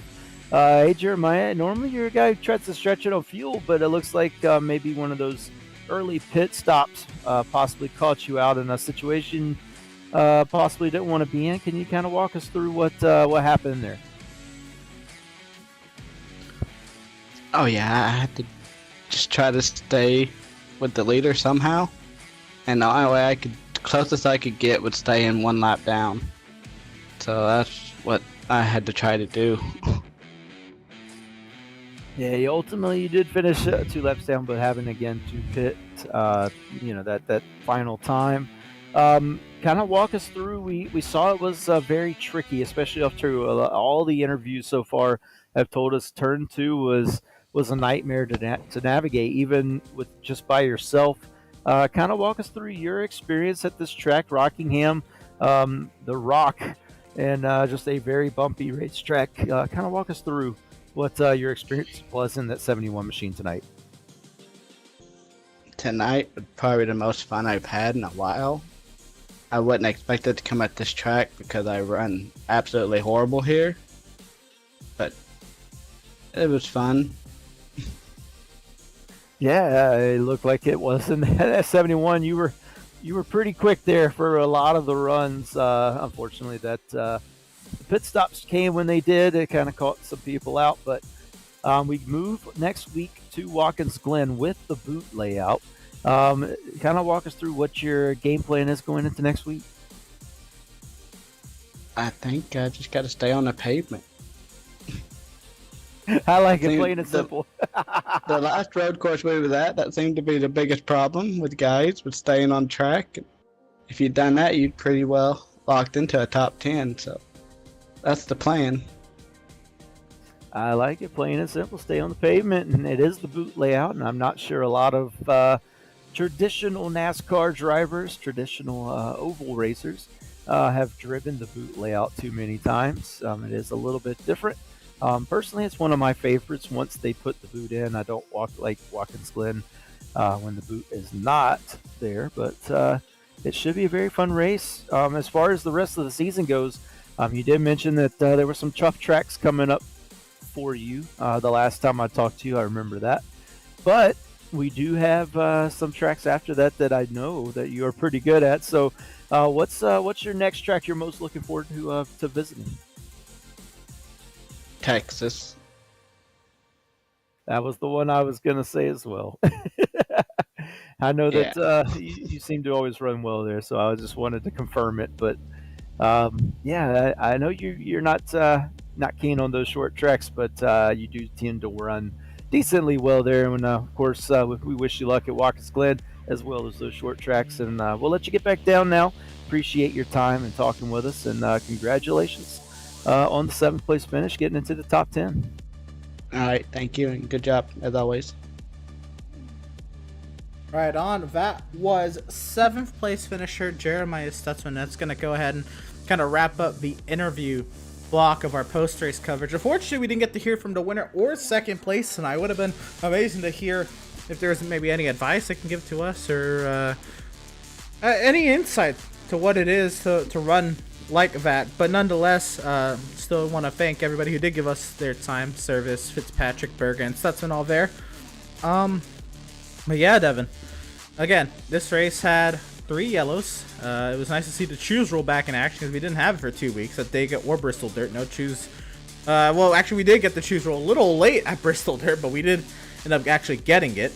But nonetheless, yeah, the traditional choose rule on the on the front stretch back in action tonight, and looks like those drivers, especially on those restarts, the driver on the outside lane had a fighting chance. And that is what you kind of enjoy, even about, these 1 mile tracks. It was, I don't know, but to see that outside lane really work, to see the passing that we had, we pretty much went the entire run from the caution period to the green flag pit stops, where there was overtakes and battles. Yeah, I was not expecting that too much in the old Generation 6 car. It was really hard to pass, and then in the trucks last season, when we came here, we did see that passing was kind of at a premium. We did get a lot of green flag runs last year at this track, but passing was a premium last season. So I say last year, I mean last season. But yeah, it seems like this next generation car is very fun to pass with, and you can run that outside lane decently well to at least battle for the position, especially early in the run, and that made for some great racing here. And unfortunately that didn't get up to the leaders as much. Great performance there from Nicholas Shelton and Zoltan Herzog up at the front, but back here, third on back, we had some magnificent racing. So upcoming next here on the channel, we went through it a little bit, but we can go through it a little bit more. Oop, wrong schedule. That schedule. A little bit more in depth. Coming up tomorrow afternoon, again, here in the States, or tomorrow night if you're in Europe or in the UK, British Sim Racers and their touring cars do battle on the Cup layout. Not the layout that we're running on next Wednesday, but the shorter layout that traditionally we would run.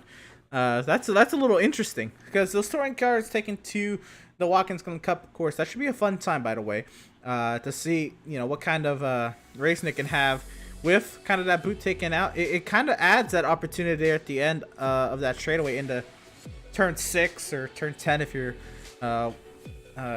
counting the bus stop as well. But then we have a championship night.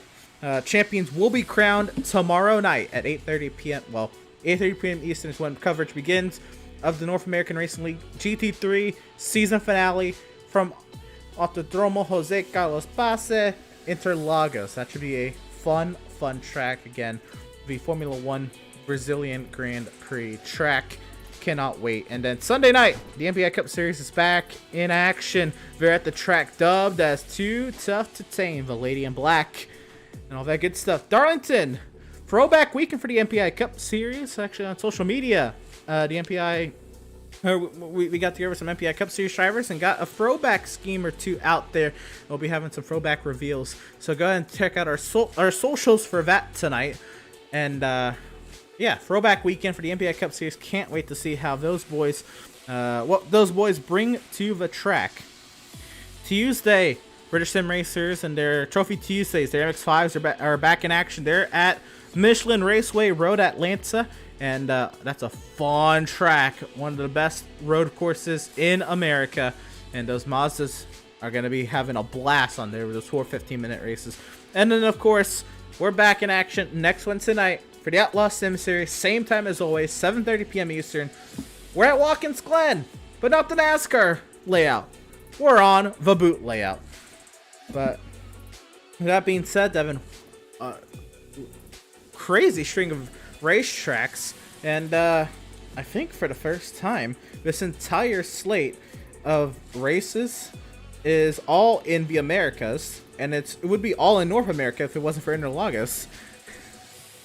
Yeah, but still a bunch of good racetracks. Absolutely. Again, it's going to be interesting to see these TCR cars go around the traditional NASCAR Cup layout of Watkins Glen. Again, that's not one of my favorite tracks. I'm not a big Cup layout Watkins Glen. I like Watkins Glen with the boot, but it would be interesting to see those TCRs run around that track. Interlagos, one of my favorite tracks of all time.